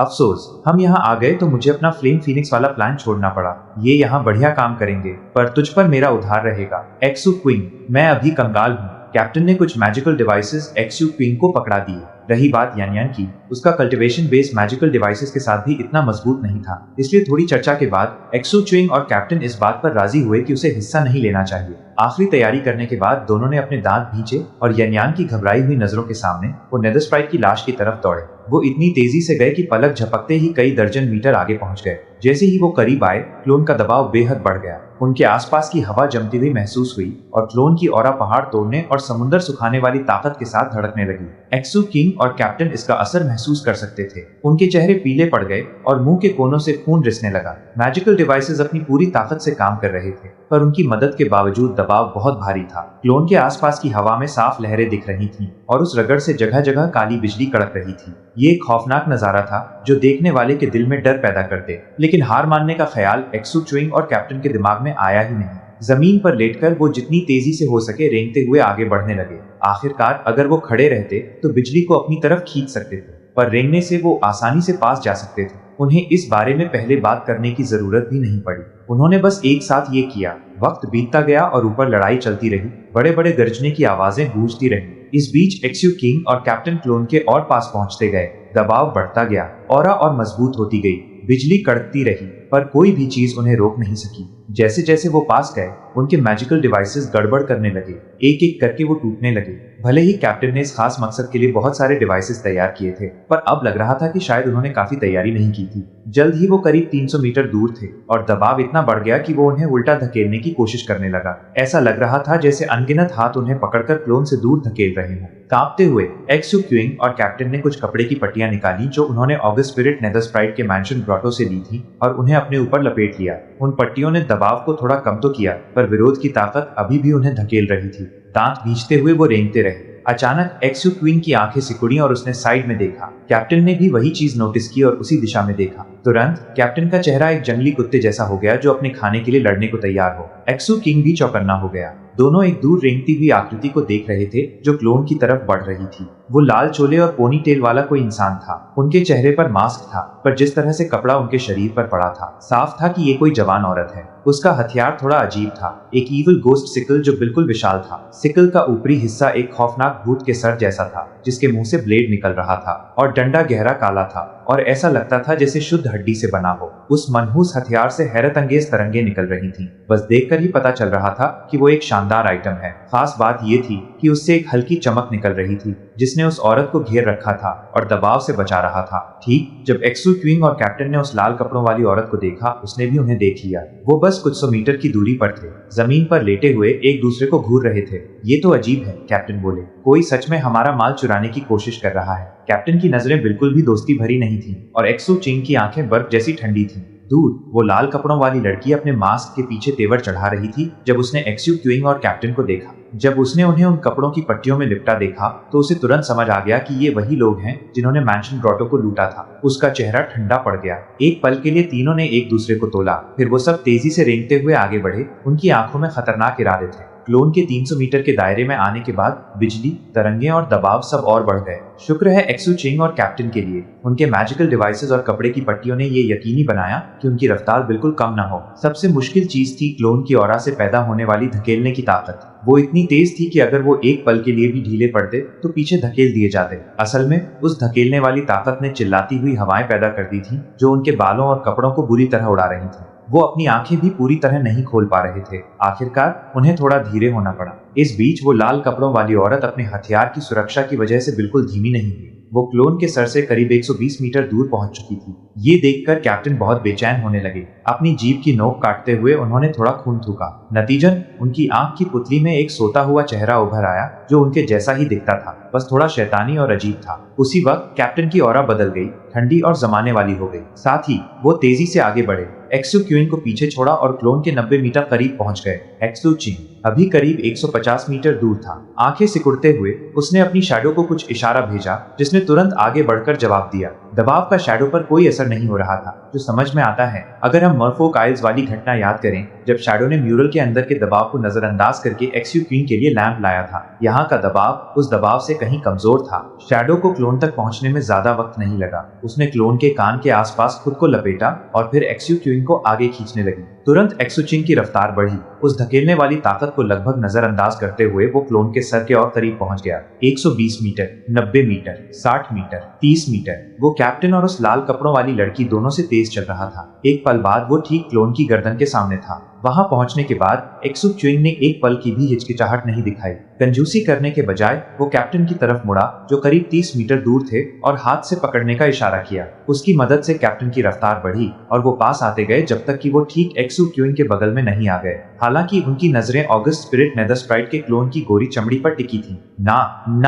नाक को सोख लो, वो सबसे ऊंची जगह है, वहीं पर सारी एनर्जी जमा होती है। एक्सू चिंग ने ऊपर उस बड़ी सी नाक को देखा। अचानक उसे याद आया जब लोग 7 ब्लड आइज में टेलीपोर्ट हो रहे थे और उसने पहली बार ऑगस्ट स्पिरिट नेदर स्प्राइट को देखा था। तब वो आईने में खुद को देख रही थी और अपनी नाक को लेकर बहुत खुश लग रही थी। बिना जरा सी हिचकिचाहट के वो क्लोन की नाक की तरफ लपका। आंखों में जुनून लिए कैप्टन भी उसी दिशा में लपके। आसमान में बादलों के बीच एक गहरी और डरावनी गड़गड़ाहट गूंज रही थी। ऊपर हवा में ऑगस्ट स्पिरिट नेदर स्प्राइट के 2 बचे हुए क्लोन्स और सॉर्डसेज कोड के 3 बुजुर्ग एल्डर्स के बीच एक भयानक जंग छिड़ चुकी थी। उनके टकराव से पैदा होने वाली शॉकवेव्स इतनी ऊंचाई तक जा रही थी जहां तक नजर पहुंचना भी नामुमकिन था। ऊपर लड़ाई इतनी इंटेंस थी कि उन बड़े लोगों का ध्यान नीचे जमीन पर हो रही हलचल पर बिल्कुल भी नहीं था। घोस्ट एम्परर की 3 स्पिरिचुअल सोल्स में से एक होने के नाते ऑगस्ट स्पिरिट नेदर स्प्राइट भले ही वॉइड रिटर्निंग के पहले स्टेज पर थी, लेकिन उसकी ताकत उस स्टेज के पीक लेवल के बराबर थी। और इससे भी ज्यादा हैरानी की बात यह थी कि उसके पास एक अनडाइंग एबिलिटी थी। जब तक उसकी तीनों स्पिरिचुअल सोल्स और 7 फिजिकल सोल्स पूरी तरह खत्म नहीं कर दिए जाते, उसके पास एक तरह से अनंत लाइफ फोर्स थी। यही वजह थी कि एम्परर रिसीविंग प्रीफेक्चर में सॉर्डसेज कोर्ट ने कई सालों तक इन 3 स्पिरिट्स पर हमला करने की हिम्मत नहीं की थी। उन्हें हराना वाकई बहुत मुश्किल था, लेकिन आज सॉर्डसेज कोर्ट पूरी तैयारी के साथ आया था, इस इरादे के साथ कि या तो आज वो जीतेंगे या मर मिटेंगे। इसलिए तीनों सॉर्डसेज एल्डर्स अपनी पूरी ताकत ऑगस्ट स्पिरिट नेदर स्प्राइट पर झोंक रहे थे और उनका ध्यान और कहीं नहीं भटक रहा था। ठीक उसी वक्त नीचे जमीन पर एक्सू चिंग और कैप्टन कैप्टन उस क्लोन की नाक की तरफ लपके एक लेफ्ट साइड से आ रहा था और दूसरा राइट साइड से। वहां से कुछ मीटर्स की दूरी पर वो लाल कपड़ों वाली लड़की अपने दांत पीस रही थी और आगे बढ़ने की कोशिश कर रही थी। जब उसने देखा कि उसके दो कॉम्पिटिटर्स उससे पहले वहां पहुंचने वाले हैं तो उसका दिल चिढ़ से भर गया। सच तो ये था कि मैंशन ग्रोटो से निकलने के बाद उसे कुछ खास फायदा नहीं हुआ था और वो दूसरी जगहों पर किस्मत आजमाने का सोच रही थी। तभी उसने ऑगस्ट स्पिरिट नेदर स्प्राइट के क्लोन को ऊपर से गिरते हुए देखा। उस अजीब मंजर को देखते ही वो बिना हिचकिचाए क्लोन के सर की तरफ भागी थी। जो खुफिया जानकारी उसके पास थी उसके हिसाब से ऑगस्ट स्पिरिट नेदर स्प्राइट के क्लोन्स एक तरह के स्पिरिट प्लांट्स थे जिनका असली निचोड़ यानी क्विंटेसेंस उनके सर में होता था। इन दोनों ने अपना असली चेहरा छुपाया हुआ है, इसलिए पता नहीं चल रहा कि ये किस ग्रुप से हैं। उस लड़की की आंखों में एक ठंडी चमक आई और गुस्से में दांत पीसते हुए उसने अपनी ईविल गोस्ट सिकल को एक्टिव कर दिया, जिससे एक काली रोशनी निकली। उस सिकल पर बने ईविल गोस्ट की आंखें खुल गईं और उनमें से एक रहस्यमयी चमक निकलने लगी। इस ताकत की मदद से वो लाल कपड़ों वाली लड़की अचानक तेजी से आगे बढ़ी, लेकिन फिर भी वो काफी स्लो थी। एक्सू चिंग और कैप्टन उस हैवी प्रेशर को चीरते हुए क्लोन की नाक के बिल्कुल करीब पहुंच चुके थे। वो क्लोन इतना विशाल था कि उसके चेहरे के सामने एक्सू क्विंग और कैप्टन किसी छोटे कीड़े से लग रहे थे। दोनों एक एक बड़े नॉस्ट्रल के सामने खड़े हो गए और अपना पूरा ध्यान उस क्लोन की एनर्जी एब्जॉर्ब करने में लगा दिया। कैप्टन तो जैसे पागल ही हो गया था। उसने दोनों हाथों से नॉस्ट्रल को पकड़ लिया और चूसना शुरू कर दिया, जिससे उसकी आंखों में खुद का ही रिफ्लेक्शन दिखने लगा। ये नजारा बहुत ही अजीब और ब्लूइश था। कैप्टन की इस आक्रामक कोशिश की वजह से नाक का वो हिस्सा तेजी से ग्रे रंग का होने लगा, जबकि बाकी स्किन अभी भी नॉर्मल थी। एक्सू क्विंग भी पीछे रहने वाला नहीं था। उसने अपना राइट हाथ आगे बढ़ाया, जो ग्रू ब्लूम डाउ साइजिंग आर्ट यूज करते ही इल्यूजरी हो गया और सीधा नाक के अंदर चला गया। हालांकि वो अपना हाथ पूरी तरह अंदर नहीं घुसा पाया, लेकिन जितना भी गया वो काफी था। जैसे ही बेहिसाब इमॉर्टल पावर उसके अंदर दौड़ने लगी, शैडो और पेट्रियार्क गोल्डन वज्रा वॉरियर ने ये देखा और जोश में आ गए। शैडो सीधा फैलकर क्लोन की स्किन पर चिपक गया, जबकि पेट्रियार्क, जिन्होंने एक्सू च्विंग के सामने बड़ी बड़ी बातें की थी कि वो 3 महीने में ब्रेक थ्रू कर लेंगे, अब अंदर ही अंदर बहुत नर्वस फील कर रहे थे। इसलिए उन्होंने अपनी पूरी जान लगा दी और सीधा ऑगस्ट स्पिरिट नेदर स्प्राइट की नॉस्ट्रल में घुस गए। जब एक्सू क्विंग ने ये देखा तो उसकी आंखों में एक अजीब सा एक्सप्रेशन आया, लेकिन उसने इस पर ज्यादा ध्यान नहीं दिया। उसके कपड़ों के नीचे उसकी स्किन जलने लगी, क्योंकि गोल्डन क्रो असिमिलेट्स मिरियड स्पिरिट्स का टोटम टैटू हरकत में आ गया था। क्रो ने अपनी आंखें खोली, लेकिन एक्सू च्विंग ने उसे कंट्रोल में रखा और उसे खुद ब खुद फैलने से रोका। इसके बजाय उसने क्रो को अपने हाथ के जरिए नाक में भेजा, जहां उसने भी एनर्जी एब्जॉर्ब करना शुरू कर दिया। जैसे ही गोल्डन क्रो की चीख एक्सू च्विंग के दिमाग में गूंजी, कपड़ों के नीचे उसके टैटू में हलचल हुई। वहां अब 13 नहीं बल्कि 17 टेल्स थी। जब गोल्डन क्रो ने रैविज मिस्ट बर्ड को खाया था, तब उसकी टोटल 13 टेल्स हो गई थी। मास्टर शेंग्यून के साथ लड़ाई के बाद वो अपने डेवलपमेंट के सेकंड स्टेज पर पहुंच गया था, लेकिन उस वक्त टेल्स में कोई बदलाव नहीं आया था। सिर्फ उसका फिजिकल अपीयरेंस और अंदर की बनावट बदली थी। सेकंड स्टेज पर आने के बाद वो तेजी से बढ़ा था। अब 17 टेल्स ने एक्सू क्विंग के अपर बॉडी की ज्यादातर स्किन को कवर कर लिया था। हालांकि कपड़ों ने उसे ढक रखा था, फिर भी उसमें से जबरदस्त गर्मी निकल रही थी। गोल्डन क्रो की इस तरक्की को देखकर एक्सू क्विंग की आंखें चमक उठी और उसने पूरी ताकत लगाकर क्लोन से और ज्यादा एनर्जी खींचने का ऑर्डर दिया। बहुत ही कम वक्त में एक्सू च्विंग की तरफ वाली नाक भी ग्रे हो गई। साथ ही जो शानदार पावर उसके अंदर आ रही थी, उसने उसके तीसरे हेवनली पैलेस को तेजी से और ज्यादा ठोस यानी कॉर्पोरियल बनाना शुरू कर दिया। पहले उसका तीसरा हेवनली पैलेस आधे से ज्यादा कॉर्पोरियल था। अब इस इमॉर्टल एनर्जी के आने से वो जल्दी ही 90% के लेवल को क्रॉस कर गया। अब वो कंप्लीट होने के बहुत करीब था, लेकिन यही उसकी लिमिट थी। प्रोसेस को पूरा करने के लिए पैलेस के अंदर एक गोल्ड कोर की जरूरत थी। हर गोल्ड कोर को बनाने से पहले स्टडी और तैयारी लगती थी। कई केसेस में कल्टिवेटर्स इन्हें बाहर से हासिल करते थे।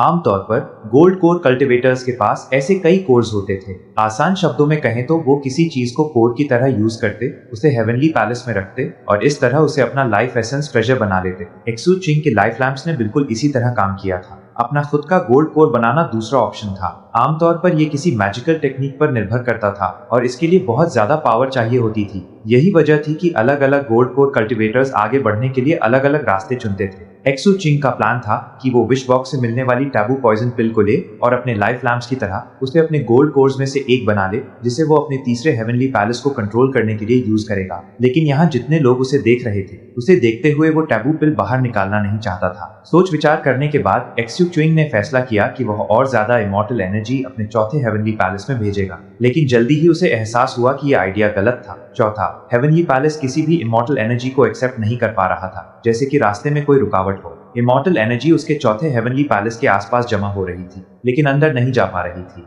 जाहिर है तरक्की स्टेप्स में ही करनी पड़ती है और दूसरे पर काम शुरू करने से पहले पहला हेवनली पैलेस कंप्लीट होना जरूरी था। तब तक वह पूरी तरह इल्यूजरी ही रहता। एक्सू किंग को इससे कोई दिक्कत नहीं थी। अगर वो एनर्जी अगले पैलेस में नहीं डाल सकता तो वो उसे अपने सी ऑफ कॉन्शियसनेस में स्टोर कर लेगा। जब वो टैबू पॉइजन पिल को तीसरे पैलेस में डाल लेगा तब चौथे के लिए वो सारी एनर्जी तैयार रहेगी। बिना वक्त गवाए उसने और ज्यादा एनर्जी अब्सॉर्ब करना शुरू कर दिया और उसे अपने सी ऑफ कॉन्शियसनेस में बहने दिया। लेकिन तभी कुछ ऐसा हुआ जिसकी उम्मीद नहीं थी। जैसे ही उसके सी ऑफ कॉन्शियसनेस में इमॉर्टल एनर्जी बढ़ी, वहां मौजूद गोस्ट एम्परर माउंटेन अचानक फड़फड़ाया और फिर उसने एक भारी ग्रेविटेशनल फोर्स यानी गुरुत्वाकर्षण बाल छोड़ा और पागलों की तरह इमॉर्टल एनर्जी को अंदर खींचने लगा। जैसे ही ये हुआ, गोस्ट एम्परर माउंटेन और भी ज्यादा चमकने लगा और साथ ही जो चेहरा पहले खाली था उसमें धुंधली डिटेल्स भरने लगी। और वो डिटेल्स एक्सू चिंग ने तुरंत पहचान ली।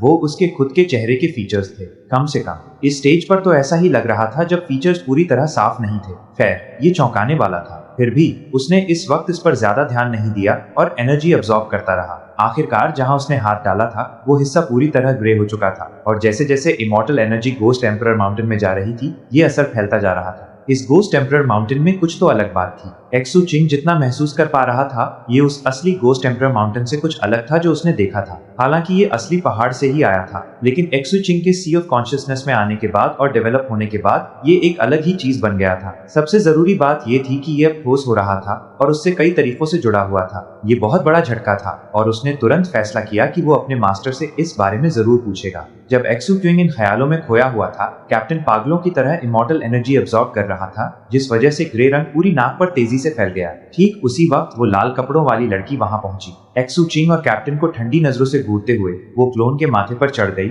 और अपनी अब्सॉर्प्शन शुरू कर दी। वह बहुत ही खतरनाक तरीके से इमॉर्टल एनर्जी खींच रही थी। उसकी साइड से इविल गोस्ट का एक प्रोजेक्शन निकला और वो भी एनर्जी पीने लगा। इसी बीच उसके पीछे एक अजीब सी तस्वीर बन गई। हैरानी की बात ये थी कि वो खून की झील जैसा दिख रहा था। उसमें से बेहिसाब किलिंग इंटेंट और एक बेहद डरावना ऑरा निकल रहा था, जैसे उस झील में कोई ऐसी बुराई छुपी हो जिसे शब्दों में बयान करना मुश्किल हो। जैसे ही वो झील दिखाई दी, एक्सू क्विंग ने उसकी तरफ देखा। उसके अंदर बैठे गोल्डन क्रो ने भी सीधा उस खून की झील को देखा। गोल्डन क्रो का रिएक्शन एक्सू क्विंग को सब कुछ बता रहा था। ये एक इंपीरियल क्लास टेक्निक है और इसकी फ्लक्चुएशन से लग रहा है कि ये फर्स्ट स्टेज नहीं बल्कि सेकंड स्टेज है। इसी बीच कैप्टन ने उधर देखा। उसकी आंखें चमक रही थीं और उसने धीमी आवाज में कहा, कहानियों के मुताबिक अनगिनत साल पहले चर्च ऑफ डिपार्चर का leader arbiter of destiny holy land से आया था और उसने चर्च के 9 फैक्शंस में से हर एक को एक इंपीरियल क्लास टेक्निक दी थी। इन फैक्शंस में हर प्रजाति के लोग हैं जो अलग अलग एंशिएंट एम्परर्स और इंपीरियल सॉवरेन्स की पूजा करते हैं। ज्ञान हासिल करना यानी एनलाइटनमेंट पाना एक बहुत ही मुश्किल प्रोसेस है, इसलिए बहुत कम लोग ही सफल हो पाते हैं। जो faction ancient emperor dark serenity को मानता है, उनकी टेक्निक का नाम है serenity hell blood sea down. इस टेक्निक की एक खासियत यह है कि तुम्हें होली लैंड्स को बलिदान देना पड़ता है। ये शायद उतनी नई बात न हो, लेकिन जो बात इससे अलग बनाती है वो ये है कि हर बलिदान के साथ खतरा बढ़ता जाता है और तुम्हारी जान जाने के चांसेस बढ़ जाते हैं। लाल कपड़ों वाली लड़की ने गुस्से में कैप्टन को घूरा, लेकिन कुछ बोली नहीं और एनर्जी अब्सॉर्ब करती रही। कैप्टन की आंखें सिकुड़ गईं और उसने अपनी अब्सॉर्प्शन की स्पीड बढ़ा दी। एक्सू क्विंग ने भी वैसा ही किया। इस तरह तीनों ने मिलकर ऑगस्ट स्पिरिट नेदर स्प्राइट के क्लोन पर कहर बार पा दिया। देखते ही देखते पूरी नाक और पूरा माथा ग्रे हो गया। फिर वो ग्रे धब्बे आपस में मिले और बाकी चेहरे पर फैल गए, जब तक कि वो किसी मुर्दा इंसान के चेहरे जैसा नहीं दिखने लगा। हकीकत तो ये थी कि अब जगह जगह काले धब्बे भी दिखने लगे थे। जब ऐसा हुआ, एक्सू किंग ने अपना हाथ बाहर खींच लिया। लग रहा था कि निकलने का सही वक्त आ गया है। क्लोन का चेहरा जो अब बिल्कुल पिच ब्लैक यानी घना काला हो रहा था, वो सबकी नजरों में आ सकता था। एक्सू चिंग ने कैप्टन की तरफ देखा और उसे इशारा किया कि उन्हें अब निकलना चाहिए। कैप्टन ने एक्सू चिंग का इशारा देखा, फिर उस लाल कपड़ों वाली लड़की को देखा और मन ही मन खुश हुआ कि यहाँ कोई और है जो उसके बजाय इसका इल्जाम अपने सर लेगा। कैप्टन ने नाक पर से अपनी पकड़ ढीली की और क्लोन के अंदर से निकले धक्के ने उसे तुरंत दूर फेंक दिया। एक्सू चिंग भी वैसा ही करने वाला था जब अचानक क्लोन की नाक से एक सुनहरी रोशनी फूट पड़ी और गोल्ड रंग की लिक्विड की एक बूंद वहां दिखाई दी। वॉइड रिटर्निंग डाउ ब्लड, कैप्टन चीखा। वो तुरंत पागलों की तरह वापस नाक की तरफ आने के लिए हाथ पैर मारने लगा, लेकिन इतने कम वक्त में वहां पहुंचना नामुमकिन था। हिल चुके एक्सू क्विंग ने महसूस किया कि उसके अंदर का गोस्ट एम्परर माउंटेन उस सुनहरी खून की बूंद को देखकर कांप रहा था। लाल कपड़ों वाली लड़की जोर जोर से सांसें ले रही थी और उसकी आंखें चमक उठी जब उसने उस खून की तरफ छलांग लगाई। वह बहुत तेज थी, लेकिन एक्सू क्विंग उससे भी ज्यादा तेज था। लाल कपड़ों वाली वो लड़की बिल्कुल भी आम नहीं थी। जैसे ही उसकी आंखें चमकी, उसके पीछे मौजूद खून की झील उबलने लगी और उसकी गहराई से एक आंख ऊपर की तरफ तैरती हुई आई। उस आंख की पुतली वर्टिकल थी, किसी सांप की तरह, और उसमें बेहद खतरनाक बुराई दिख रही थी। उसने वहां ऐसा भारी प्रेशर पैदा कर दिया जैसे आसपास खून की एक अलग दुनिया बन गई हो। वो आंख सीधा एक्सू क्विंग को घूर रही थी, लेकिन एक्सू चिंग ने उस आंख को पूरी तरह इग्नोर कर दिया। ये लड़की अभी सिर्फ 1 पैलेस लेवल पर थी। उसकी imperial class technique second stage पर थी, जिससे उसकी लड़ने की ताकत 2 पैलेस लेवल के बराबर हो गई थी। इसके साथ उसके फैसला लेने वाले हमले जोड़ दिए जाएं, तो वो ऐसी इंसान थी जो आमतौर पर किसी भी दुश्मन को आसानी से हरा सकती थी। लेकिन उसे अंदाजा नहीं था कि एक्सू चिंग असल में कितना ताकतवर है। उसके पास 2 पैलेसेस थे, लेकिन वो हमेशा उन्हें छुपा कर रखता था, जिस वजह से उसका असली लेवल पता लगाना मुश्किल था। वो अपनी second stage imperial class technique भी जल्दी किसी को नहीं दिखाता था। बिना वक्त लेकर उसे ध्यान से परखे, ये बताना नामुमकिन था कि वो हकीकत में कितना स्ट्रॉन्ग है। इसलिए वो लाल कपड़ों वाली लड़की चाहे कितना भी हाथ पैर मार ले, उसका कोई फायदा नहीं होने वाला था। सब कुछ पलक झपकते ही हो गया। सू चिंग की बैटल प्रावेस 3 पैलेस लेवल तक पहुंच गई और उसका कल्टीवेशन बेस धमाके के साथ फूट पड़ा। उस लड़की के हमले को नजरअंदाज करते हुए उसने हाथ बढ़ाया और उस सुनहरी खून की बूंद को पकड़ लिया। बूंद हाथ में आते ही वो रिपल्शन फोर्स का फायदा उठाते हुए तेजी से पीछे की तरफ भागा। ये सब इतनी जल्दी हुआ जितनी देर में पत्थर से चिंगारी निकलती।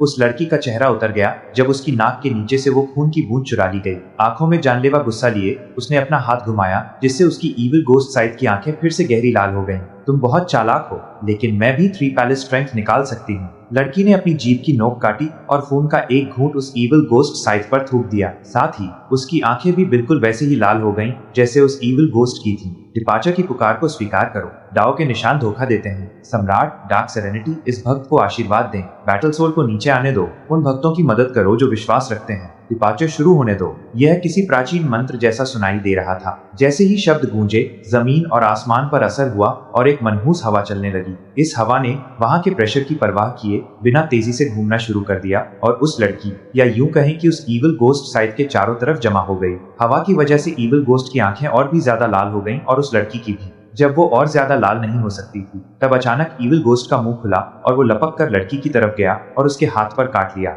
लड़की ऐसे कांपी जैसे उसे किसी महान ताकत का आशीर्वाद मिल रहा हो। फिर उसने ऊपर देखा और उसकी आंखों में जबरदस्त आक्रामकता थी। अपना राइट हाथ उठाकर उसने भागते हुए एक्सू क्वीन को देखा और उसे आने का इशारा किया। फिर वो बोली। उसकी आवाज भारी और खुरहुरी थी। वापस आओ। आवाज ऐसे गूंजी जैसे उसकी आवाज में किसी बुरी बूढ़ी औरत की आवाज मिल गई हो, और ये सुनने में बेहद घिनौनी लग रही थी। लगता था ये कोई गुप्त जादू है जिसमें यह लड़की खुद को किसी गिरे हुए योद्धा की प्राचीन आत्मा के कब्जे में जाने देती है, जिससे उसकी लड़ने की ताकत और शक्ति कई गुना बढ़ जाती है। जैसे ही वो बोली, एक्सू किंग सिहर उठा, क्योंकि एक अदृश्य ताकत ने उसे चारों तरफ से घेर लिया, उसे जगह पर जकड़ लिया और फिर उस लड़की की तरफ खींचने लगी। ये देखकर कैप्टन चिल्लाया, संभाल के दोस्त, ये चुड़ैल चर्च ऑफ डिपार्चर का कोई गुप्त जादू यूज कर रही है ताकि खुद को बैटल सोल के साथ जोड़ सके। एक्सू च्विंग के माथे पर शिकन आ गई। जैसे ही उसने अपने अंदर उस अजीब ब्रूइश ताकत को महसूस किया, उसके सी ऑफ कॉन्शियसनेस में गोस्ट एम्परर माउंटेन तेजी से चमका और उसे जकड़ने वाली ताकत टूट गई। एक्सू किंग धुंधला हो गया और फिर से क्लोन से दूर भागने लगा।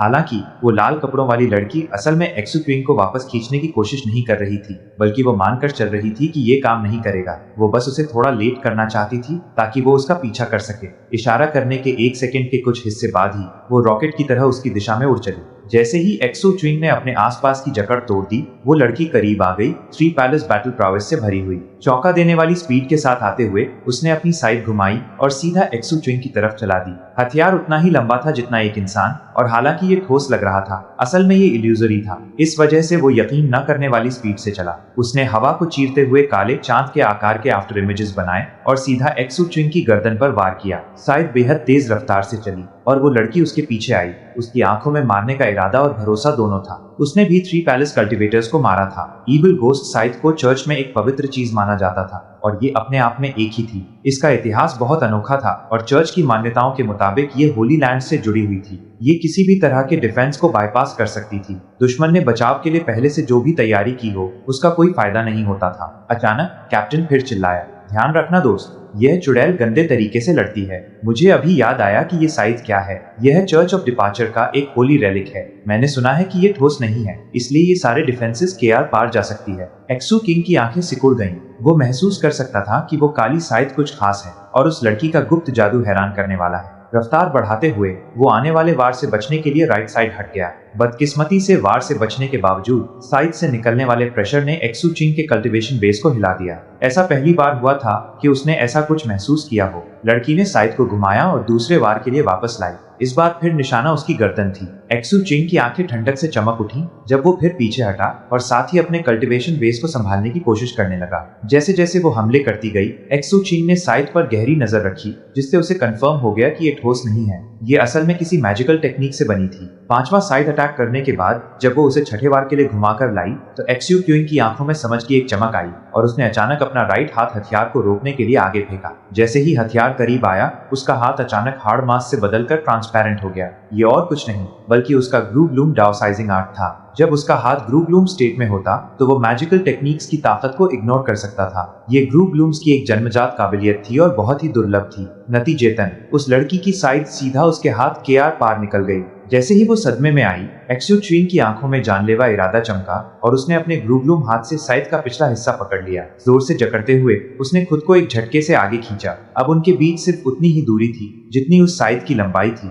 ये सब इतनी जल्दी हुआ कि वो लड़की बस हैरान होकर देखती रह गई जब एक्सू चिंग ने अपना माथा जोर से उसके मास्क पर दे मारा। एक हल्की सी फटने की आवाज आई और उसके मुंह से एक दबी हुई चीख निकली जब उसके मास्क पर एक बड़ी दरार आ गई। फिर एक्सू चिंग ने अपने लेफ्ट हाथ से एक इनकैंटेशन जेस्चर बनाया जिससे उसके चारों तरफ एक विशाल समुद्र उबल पड़ा। 9 फोल्ड सुनामी की ताकत फूट पड़ी जिससे एक बड़ी लहर पैदा हुई। जैसे ही एक्सू चिंग ने धक्का दिया, पहली लहर उसके पास से गुजरी और गुस्से में उस लड़की की तरफ बढ़ी। वो कांप उठी जब उसके चारों तरफ एक डिफेंसिव ग्लो दिखाई दिया जिसने पहली लहर को रोक लिया। एक्सू किंग हैरान नहीं था। ये लड़की जाहिर तौर पर चर्च ऑफ डिपार्चर में कोई खास हस्ती थी, तो ये तय था कि उसके पास कमाल के डिफेंसेस होंगे। बिना किसी जल्दी के उसने दूसरी, तीसरी और चौथी लहर को एक के बाद एक उसके डिफेंसेस पर पटक दिया। क्योंकि लड़की का ध्यान लहरों पर और एक्सू क्यूइंग के हाथ पर था जिसने उसकी साइड पकड़ रखी थी। उसने नोटिस नहीं किया कि ढेर सारे छोटे छोटे बीटल्स उसके डिफेंसेस पर जमा होने लगे थे और जहरीला पॉइजन थूक रहे थे। वो एक्सू किंग को नहीं जानती थी और इसलिए उसके लड़ने के तरीके और उसकी बेरहमी से अनजान थी। हालांकि वो बता सकती थी कि अब उसमें पहले के मुकाबले कुछ तो अलग था।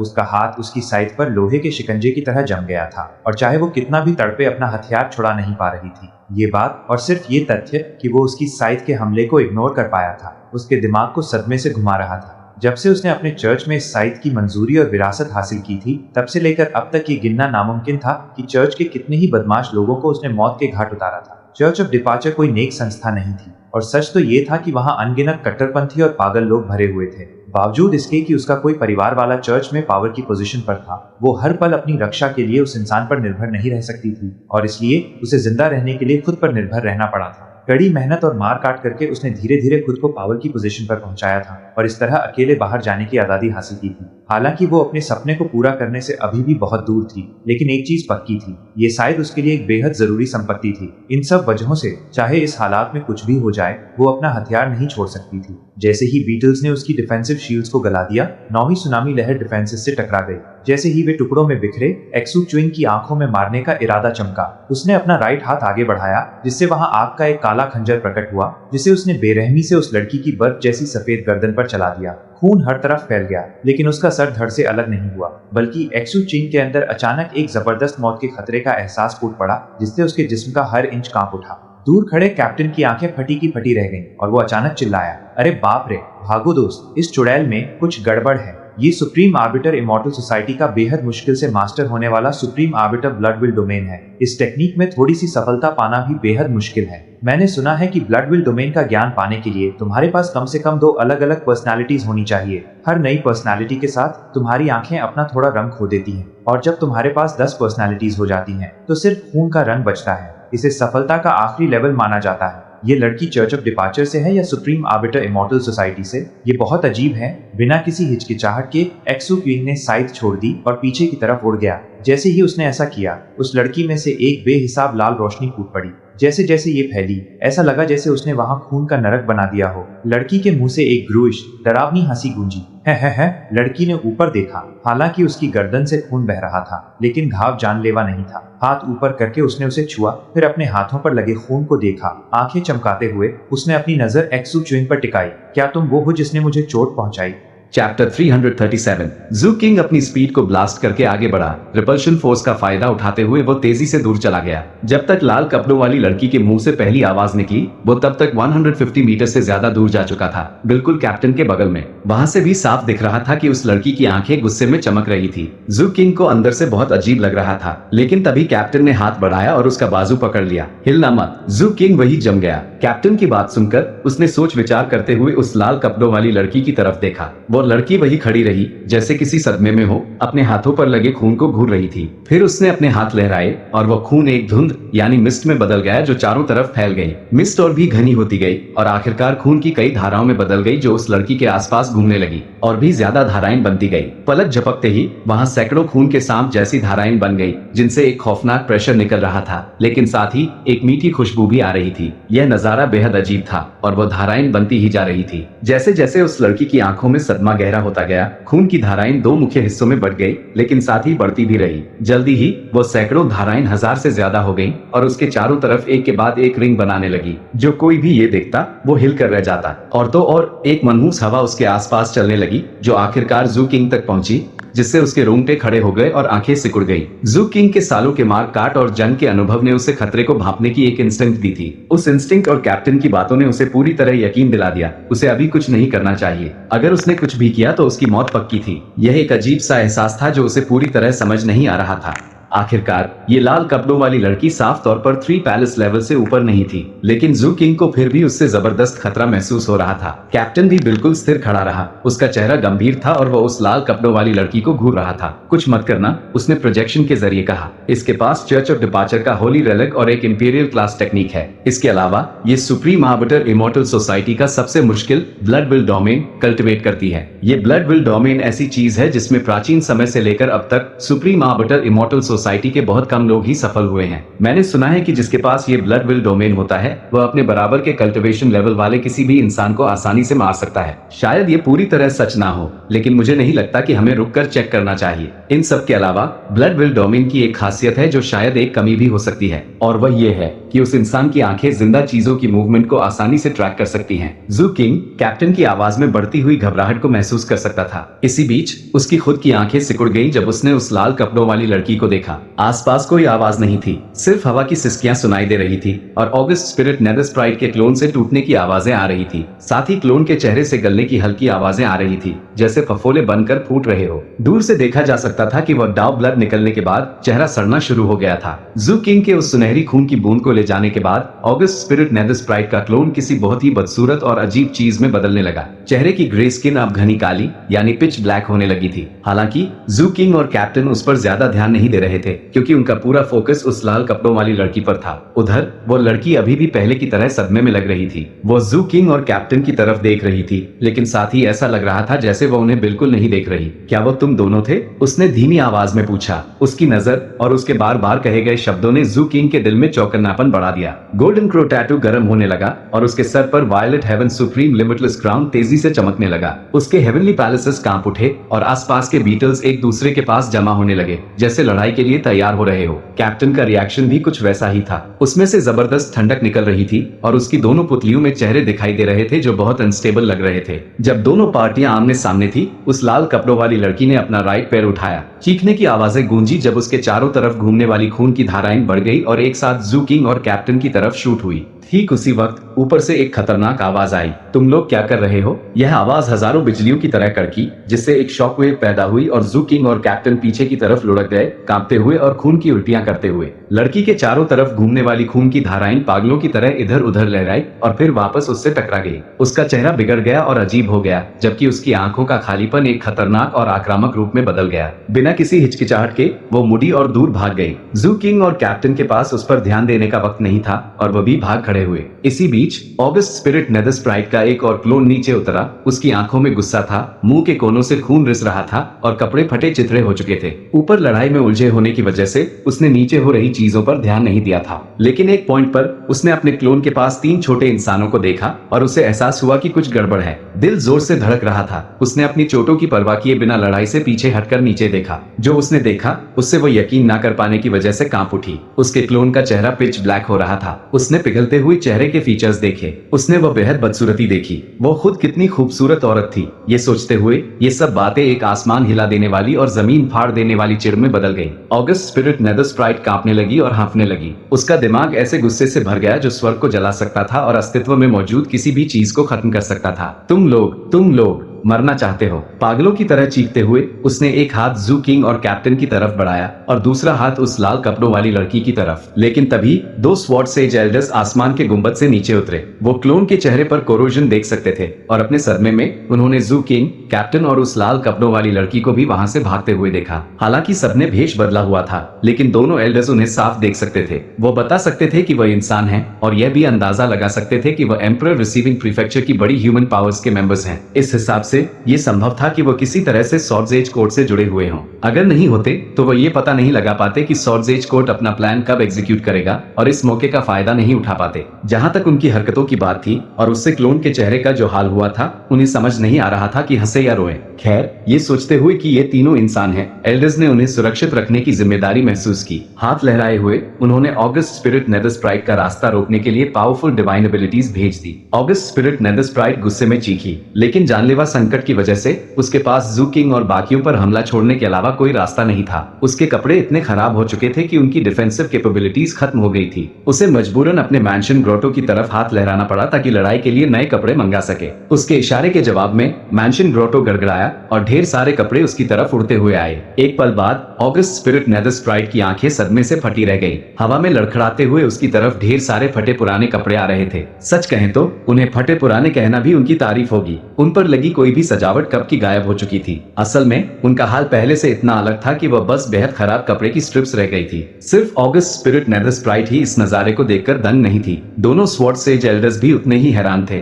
कपड़ों की ऐसी भयानक हालत देखकर उन्होंने अचानक नीचे उन 3 नौजवानों की तरफ देखा। फिर उन्होंने एक दूसरे को मैसेज भेजा, ये बच्चे कहां से हैं? ये तो बिल्कुल ही खतरनाक हैं। जहां तक ऑगस्ट स्पिरिट नेदर स्प्राइट की बात थी, उन खराब कपड़ों को देखकर उसका चेहरा पीला पड़ गया। उनमें से हर एक कपड़ा किसी न किसी तरह से उसके लिए खास था और उन्हें देखकर वह कांप उठी। उसका दिल ऐसा लगा जैसे चीर दिया गया हो और उसने दुख भरी चीख मारी, मैं तुम तीनों को पकड़कर तुम्हारी हड्डियों का चूरा बना दूंगी। मैं तुम्हें जिस्म और आत्मा से खत्म कर दूंगी। उसकी चुभने वाली आवाज आसमान में ऊंचाई तक गूंजी, गुस्से और नफरत से भरी हुई। ऑगस्ट स्पिरिट नेदर स्प्राइट इतनी बौखला गई थी कि लगा जैसे अपना दिमाग खो बैठी हो और गहरी किलिंग इंटेंट के साथ जू किंग और कैप्टन की तरफ लपकी। उसका तीसरा क्लोन जो बहुत ऊपर था, वह भी गुस्से में चीखा और उस लाल कपड़ों वाली लड़की की तरफ भागा। वो हर कीमत पर इन 3 घुसपैठियों को मारने पर तुली हुई थी। बदकिस्मती से उसके लिए इस अचानक हरकत ने तीनों स्वॉर्ड सेज एल्डर्स के लिए एक परफेक्ट मौका बना दिया। जैसे ही नेदर स्प्राइट अपना आपा खोती दिखी, उन्होंने उसका रास्ता रोकने के लिए अपने कल्टिवेशन बेसिस की पूरी ताकत लगा दी। उनकी दखलंदाजी की वजह से ऑगस्ट स्पिरिट नेदर स्प्राइट के लिए मुजरिमों तक पहुंचना नामुमकिन हो गया। बदले में इसने उसे और ज्यादा पागलपन की तरफ धकेल दिया और तीनों स्वॉर्ड सेज एल्डर्स को और ज्यादा ताकत से लड़ने पर मजबूर कर दिया। नीचे हर कोई देख सकता था कि क्या हो रहा है। कैप्टन और जू किंग सदमे से सुन्न थे और अपनी स्पीड बढ़ाने की कोशिश कर रहे थे। वो लाल कपड़ों वाली लड़की अभी भी गुस्से में थी, लेकिन बहुत नाराज भी थी क्योंकि मैंशन ग्रोटो वाले मामले से उसका कोई लेना देना नहीं था। जाहिर है सफाई देने का कोई फायदा नहीं होने वाला था, तो वो बस दांत पीस कर भागती रही। तीनों अपनी टॉप स्पीड पर भाग रहे थे। इस तरह जू किंग और कैप्टन जल्दी ही यानिन के पास पहुंच गए, जो बहुत डरी हुई और कंफ्यूज लग रही थी। किसी ने एक शब्द नहीं बोला। जू किंग ने यानिन को पकड़ा और अपना धर्मशिप निकाला। कैप्टन उसके बिल्कुल पीछे था। तुरंत ही धर्माशिप रोशनी की एक किरण में बदल गया और दूर निकल गया, 3 स्पिरिट्स डाउ सप्रेसिंग माउंटेन के सेंट्रल हिस्से को पीछे छोड़ते हुए। उनके पीछे ऑगस्ट स्पिरिट नेदर स्प्राइट की चीखें और तेज, श्रिल, दर्दनाक और पागलपन से भरी होती गई। उसके लिए आज का दिन वाकई एक बड़ी आफत था। ना सिर्फ स्वॉर्ड्स एज कोर्ट उसे कुचलने आ गया था, ना सिर्फ उसने अपना एक क्लोन खो दिया था, ना सिर्फ उसने सुनहरी खून की एक बूंद खो दी थी। इन सब के अलावा उसके सबसे कीमती कपड़े चित्रे चित्रे हो गए थे। उसके जैसी खूबसूरत औरत के लिए भले ही उसका कल्टिवेशन बेस अभी से भी ज्यादा होता तो भी फर्क नहीं पड़ता। आज से पहले उसकी इतनी बेइज्जती कभी नहीं हुई थी। सच तो ये था कि वो पूरे सॉर्जेज कोर्ट से जितनी नफरत करती थी उससे कहीं ज्यादा नफरत वो उन 3 चोरों से करती थी। चैप्टर 338 वकाई ये सब करने लायक था, बिल्कुल लायक था। जैसे ही जू किंग की धर्माशिप 3 स्पिरिट्स डाउ सप्रेसिंग माउंटेन के बीच वाले इलाके से तेजी से दूर भागी, उनके पीछे लड़ाई और भी भयानक हो गई। कैप्टन डेक पर फैला हुआ लेटा था, अपनी सांसें दुरुस्त कर रहा था और खुद को संभाल रहा था, लेकिन उसके चेहरे पर एक अजीब सा सुकून था। उसने कई बार डकार भी ली। हाँ, तुम्हारे साथ मिलकर बड़े कांड करने का मजा ही कुछ और है, छोटे आ किंग। यकीन नहीं होता कि इस बार मैं बिना किसी चोट के बच निकला। ये तो पहली बार हुआ है। कैप्टन ने खुद को थपथपाया और उठकर बैठ गया, फिर अपने दोनों तरफ डेक पर हाथ मारे। एक गहरी सांस लेते हुए वो बोला, तुम्हें अंदाजा नहीं है छोटे आह किंग, जब भी मैं और जैंगसन पहले साथ काम करते थे, हमेशा मेरा एक हाथ या पैर टूट ही जाता था, और अकेले काम करना तो और भी बुरा था।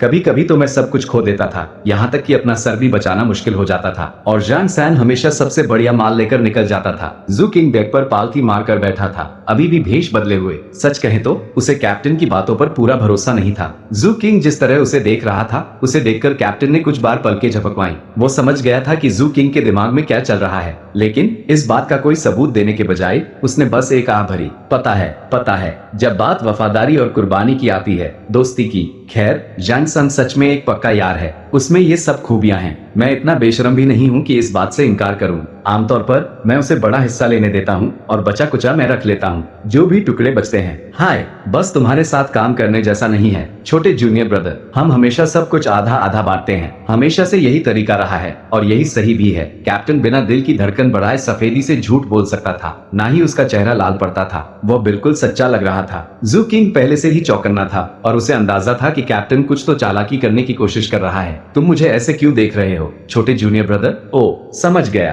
तुम चाहते हो कि मैं एक अच्छा एग्जाम्पल बनूं। कोई बात नहीं, हम गुरु भाई है ना। भाई, आधा आधा बांटना वाकई बहुत अच्छा तरीका है, और तुम्हारा एल्डेस्ट ब्रदर होने के नाते मुझे एक अच्छा एग्जाम्पल सेट करना चाहिए। इसलिए मैं तुम्हें 29 लाख स्पिरिट स्टोन्स पर 50% डिस्काउंट देता हूँ, जो तुम मुझे उधार हो। कैप्टन ने अपनी छाती ठोंकी और बोलने के लिए अपना मुंह और ज्यादा खोला। बदकिस्मती से इस वजह से ऑगस्ट स्पिरिट नेदरस्प्राइट के क्लोन से जो इमोर्टल एनर्जी उसने अब्सॉर्ब की थी, वो थोड़ी सी बाहर रिसने लगी। उसने फट से अपना मुंह बंद कर लिया। वो किसी भी हाल में अपनी मेहनत से कमाई हुई चीज खोना नहीं चाहता था। जू किंग ने उसे देखा। वो अच्छी तरह जानता था कि कैप्टन क्या चाहता है। कैप्टन, मैं सेक्लूजन में जाने का प्लान बना रहा हूँ। छोटे आ किंग, अकेले खाना अच्छी आदत नहीं है। बस इतना बोलते ही इमोर्टल एनर्जी फिर से उसके मुंह से रिसने लगी। जू किंग ने कुछ बार पलकें झपकवाई। जब उसकी शैडो ने चुपके से उस बिखरी हुई इमोर्टल एनर्जी को अब्सॉर्ब कर लिया, तब जू किंग ने बिना किसी भाव के एक सेब निकाला और कैप्टन की तरफ उछाल दिया। कैप्टन ने इंस्टिंक्टिवली उसे पकड़ लिया, फिर कंफ्यूजन में जू किंग को देखा। क्या तुम एक बार के लिए अच्छे इंसान नहीं बन सकते छोटे जूनियर ब्रदर?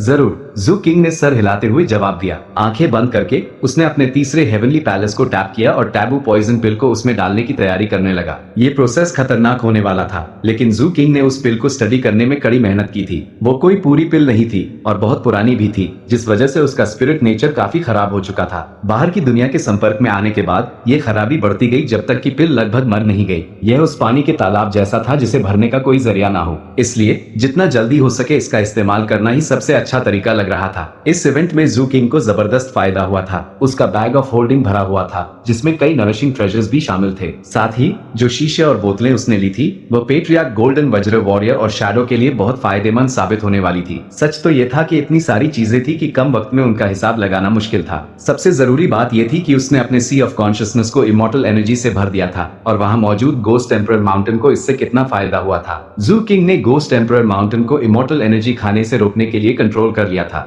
नतीजन उस पर बनने वाला धुंधला चेहरा सिर्फ 20 से 30% ही जू किंग जैसा दिख रहा था। उसे पक्का नहीं था कि अगर वो प्रोसेस जारी रखता है तो क्या होगा, और वो पहले अपने मास्टर से सलाह लेना चाहता था। इन सब के अलावा वो खून की बूंद थी जो उसने लाल कपड़ों वाली लड़की के हाथों से छीन ली थी। उसे शो नहीं था कि वो खून कैसे काम आएगा, लेकिन वो महसूस कर सकता था कि उससे गोस्ट एम्परर माउंटेन कैसे कांप रहा था, और तो और उससे जबरदस्त लाइफ फोर्स निकल रही थी। और सबसे खास बात, एक दो रेजोनेंस। अपने पिछले ऑब्जर्वेशंस और एनालिसिस के आधार पर उसे काफी हद तक यकीन था कि यह वह चीज थी जिसे ऑगस्ट स्पिरिट नेदरस्प्राइट ने अपने क्लोन को कंट्रोल करने के लिए यूज किया था। जब जू किंग इन बातों के बारे में सोच रहा था, कैप्टन उसे बेसब्री से देख रहा था और उस आखिरी आइटम के बारे में जलन से सोच रहा था जो जू किंग को मिला था, वो खून की बूंद। क्योंकि जू किंग ने उसे हासिल किया था, इसलिए कैप्टन खुलकर मांगने की हिम्मत नहीं कर सकता था। हालांकि उसने इशारों में साफ कर दिया था कि वह इंटरेस्टेड है। उसके चेहरे पर दर्द और साफ दिखने लगा, और फिर उसका एक्सप्रेशन उदास हो गया। शराब का एक जग निकालकर उसने आसमान की तरफ देखा और एक घूंट लगाया। लगाया। जिंदगी कितनी मुश्किल है। मैंने क्रशिंग प्रेशर से बचाने वाले 20 से ज्यादा मैजिकल डिवाइसेस खो दिए। मैंने भेष बदलने वाले 40 से ज्यादा मैजिकल डिवाइसेस खो दिए। और सबसे जरूरी बात, मेरे अंदर छुपी हुई आफत किसी भी वक्त फूट सकती है। छोटे जूनियर ब्रदर, ये बिल्कुल मुमकिन है कि एक दिन मैं तुम्हारे साथ ना रहूं।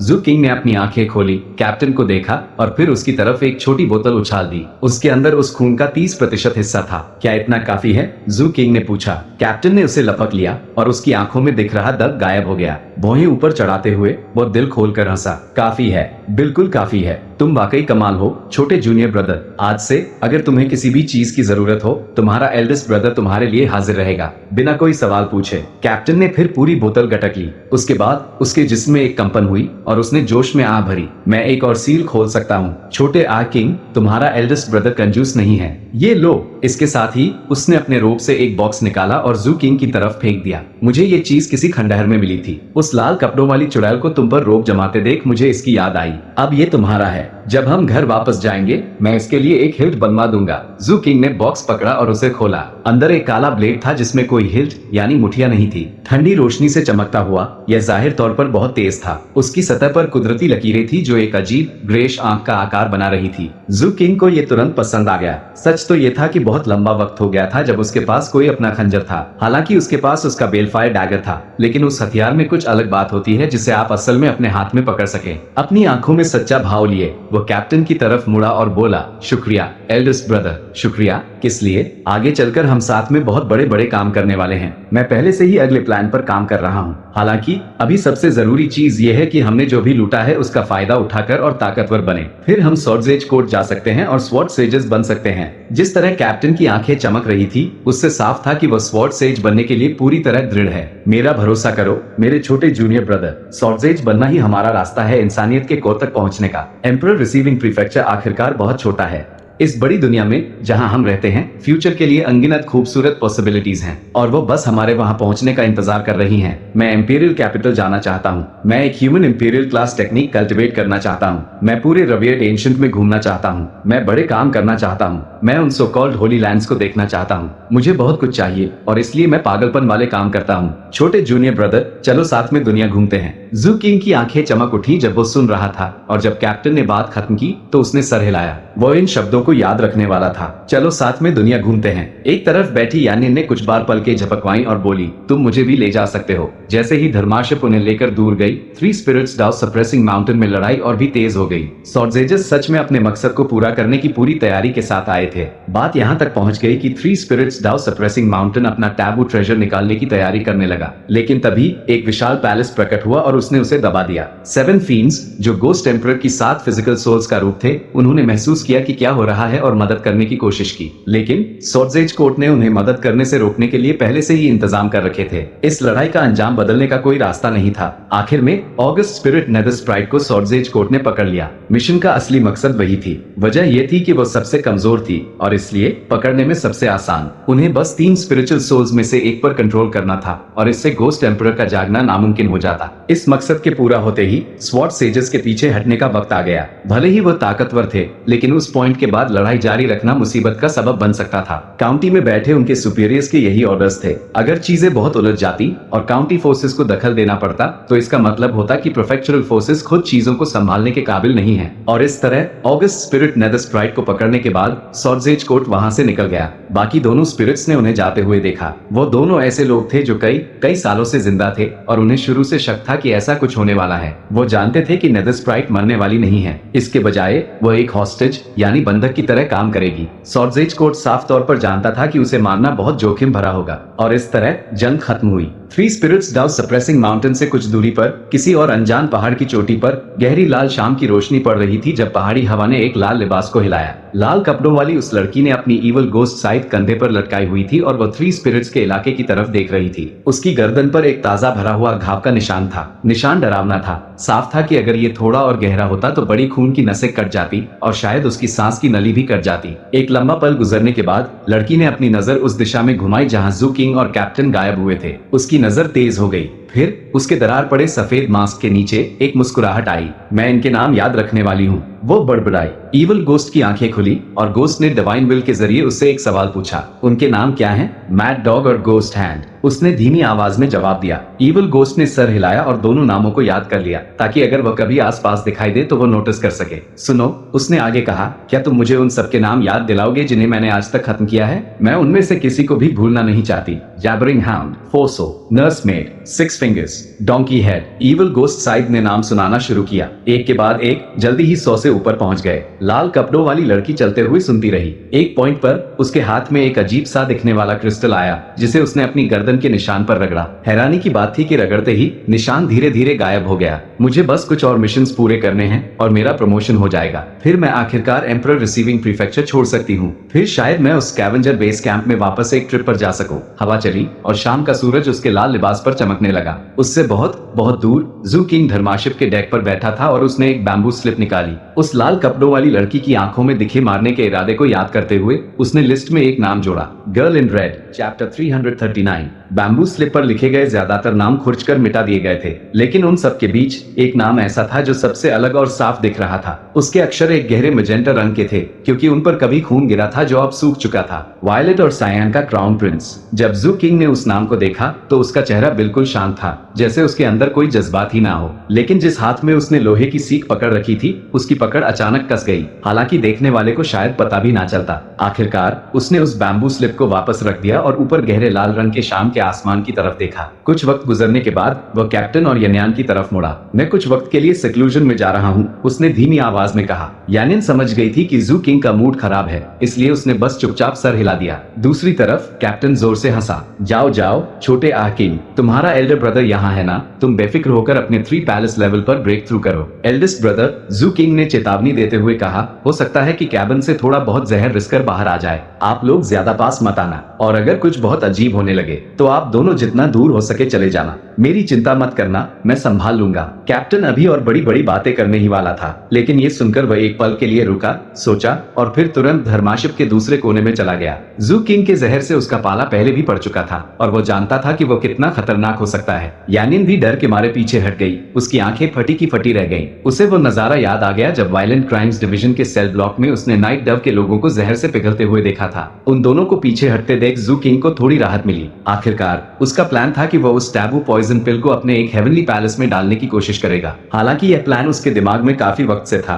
लेकिन ये हमेशा बहुत खतरनाक लगता था और कुछ चीजें ऐसी थी जिनके बारे में वो शो नहीं था। पता नहीं सक्लूजन में कितना वक्त लगेगा, इसलिए उसने धर्माशिप का कंट्रोल कैप्टन को दे दिया और कैबिन की तरफ चल पड़ा। अंदर जाने से ठीक पहले उसे अचानक कुछ याद आया और उसने मुड़कर कैप्टन की तरफ देखा। एल्डेस्ट ब्रदर, मैंने आज तक आपकी धर्मबोट क्यों नहीं देखी? ये सवाल सुनकर कैप्टन के चेहरे पर एक खुशनुमा चमक आ गई। वह एक गुप्त जगह पर छुपी है, उसने गर्व से कहा। पावर अप हो रही है, बस जल्दी ही तैयार हो जाएगी। जब वो पूरी हो जाएगी और मैं उसे दुनिया के सामने लाऊंगा तो मैं गारंटी देता हूँ कि वो बूढ़ा आदमी बिल्कुल हिल जाएगा। जू किंग को कैप्टन की बढ़ चढ़कर बोलने की आदत थी, इसलिए उसने बस सर हिलाया और कैबिन के अंदर चला गया। अंदर पहुंचते ही उसने दरवाजा बंद किया और पालथी मारकर बैठ गया। उसके हाथ तेजी से घूमे और एक डबल हैंडेड इंकैंटेशन जेस्चर बनाया, जिससे वहां का स्पेल फॉर्मेशन एक्टिव हो गया। उसने कैबिन को पूरी तरह सील कर दिया ताकि कोई भी एनर्जी या ऑरा रिस्कर बाहर ना जा सके। फिर उसने कुछ मैजिकल डिवाइसेस निकाले और अपने चारों तरफ सेट कर दिए। इतना करने के बाद उसने एक गहरी सांस ली, अपना बैग ऑफ होल्डिंग खोला और बाकी सारी चीजें जमाने लगा। ऑगस्ट स्पिरिट नेदर स्प्राइट के मैंशन ग्रोटो से जो भी शीशे और बोतलें मिली थी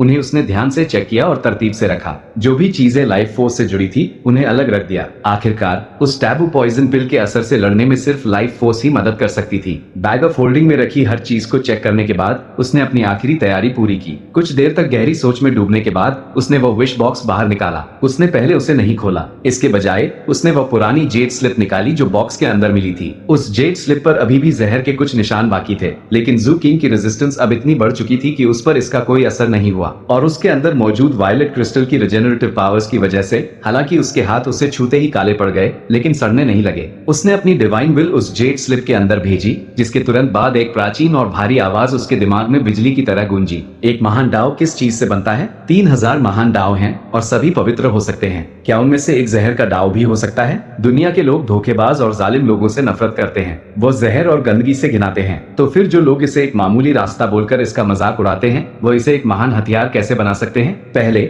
मैं भी यही सोचता था और जहर के इन घिनौने तरीकों को ठुकरा देता था। एक दिन मैंने एक गैर इंसानी जीव को काट गिराया जो किसी गॉड डोमेन से निकला था। उस कल्टिवेटर की लड़ने की ताकत हैरान करने वाली थी और वो एक बेहद खतरनाक रास्ते पर चलता था। मरने से पहले उसकी जहरीली आंखों ने मुझे घूरा और बस उस घूरने भर से मेरा कल्टिवेशन एक ही दिन में पूरा एक रेल नीचे गिर गया। 10 दिन बाद मैं एक मामूली इंसान बन गया। मैंने 7 साल तक आम दुनिया में रहकर अनगिनत तकलीफें और दर्द झेला। मैंने बेशुमार कीमती चीजें बर्बाद की, तब जाकर आखिरकार उस जहर को अपने जिस्म से निकाल पाया और उसे एक गोली यानी पिल में जमा किया। उसके बाद मैंने उस पिल पर तब तक रिसर्च की जब तक कि कयामत शुरू नहीं हो गई। मैं कभी पूरी तरह सफल नहीं हो पाया और इसलिए यह अधूरी बनी हुई पिल पीछे छोड़ रहा हूँ। यह पिल एक जहर है और यह टैबू भी है। अगर तुम एक हाई लेवल कल्टिवेटर हो तो इसे इस्तेमाल करने की कोशिश मत करना। तुम पर हजारों मुसीबतें टूट पड़ेंगी और तुम्हारी मौत पक्की है, इसमें कोई शक नहीं। किसी ऐसे low level gold core cultivator को ढूंढो जिसके पास एक हेवनली पैलेस हो और फिर इस पॉइजन पिल को उसके गोल्ड कोर की तरह यूज करो। वो इंसान एक ऐसा पॉइजन कोर कल्टिवेटर बनेगा जैसा दुनिया में कोई दूसरा नहीं।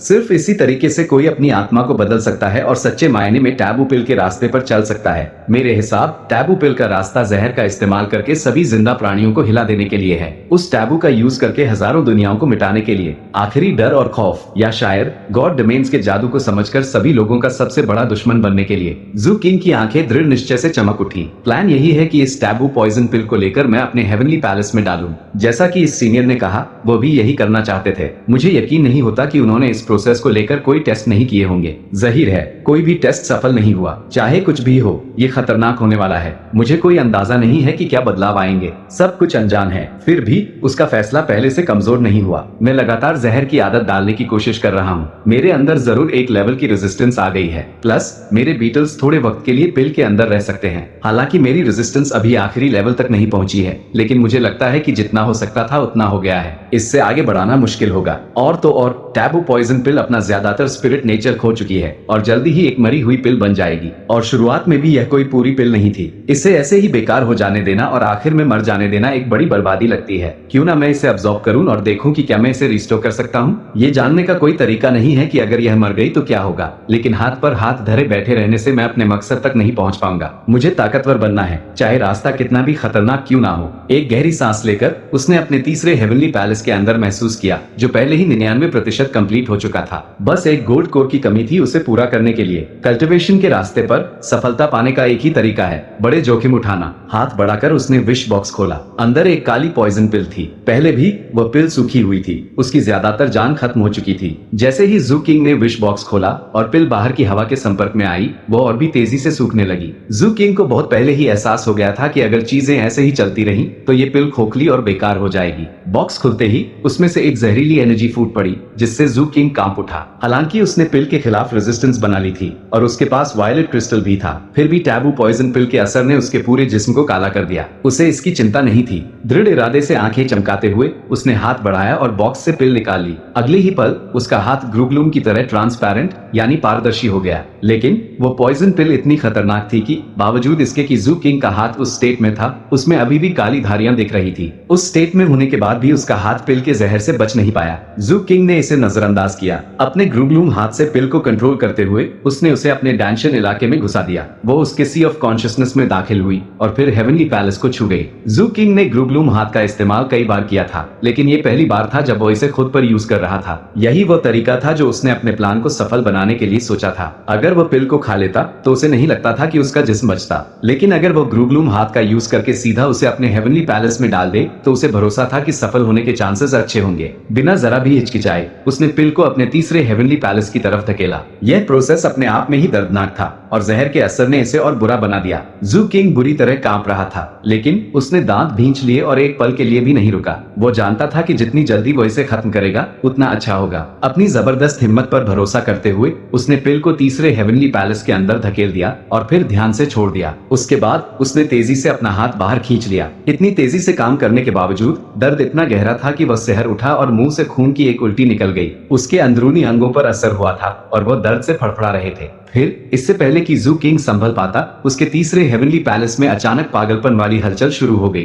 अंदर मौजूद पॉइजन पिल से जहरीली ताकत का विस्फोट हुआ, जिससे हेवनली पैलेस में पहाड़ तोड़ने और समुद्र सुखाने वाली ताकत की लहरें उठने लगी। वो फ्लक्चुएशंस तेजी से जू किंग के सी ऑफ कॉन्शियसनेस में भर गई और फिर उसकी आत्मा और बाकी जिस्म पर असर डालने लगी। जू किंग कांप उठा जैसे उसके अंदर सड़न फैल रही हो। उसका सी ऑफ कॉन्शियसनेस सूखने लगा और उसकी आत्मा धुंधली होने लगी। वो टैबू पॉइजन पिल डरावनी हद तक ताकतवर थी। ठीक उसी वक्त तीसरे पैलेस की हर ईंट और पत्थर से रोशनी की किरणें निकली, जो उस धड़कती हुई पॉइजन पिल के चारों तरफ घूमने लगी। यह एक मिलन भी था और एक बदलाव भी। कोई भी बाहरी गोल्ड कोर जो एक कल्टिवेटर अपने हेवनली पैलेस में डालता है, उसे इंटीग्रेट होने में वक्त लगता है, और जब इंटीग्रेशन का प्रोसेस पूरा हो जाता है तो वो चीज उस कल्टिवेटर के लिए एक लाइफ एसेंस ट्रेजर में बदल जाती है। पहले तीसरा हेवनली पैलेस सुनहरे रंग का था, लेकिन जैसे ही रोशनी की किरणों ने पिल को लपेटा, पैलेस में काला रंग फैलने लगा और वो धीरे धीरे अपना रंग बदलने लगा। ये एक धीमा प्रोसेस था। जू किंग महसूस कर सकता था कि जब तीसरा हेवनली पैलेस पूरी तरह काला हो जाएगा तो इसका मतलब होगा कि पॉइजन पिल पूरी तरह इंटीग्रेट हो गई है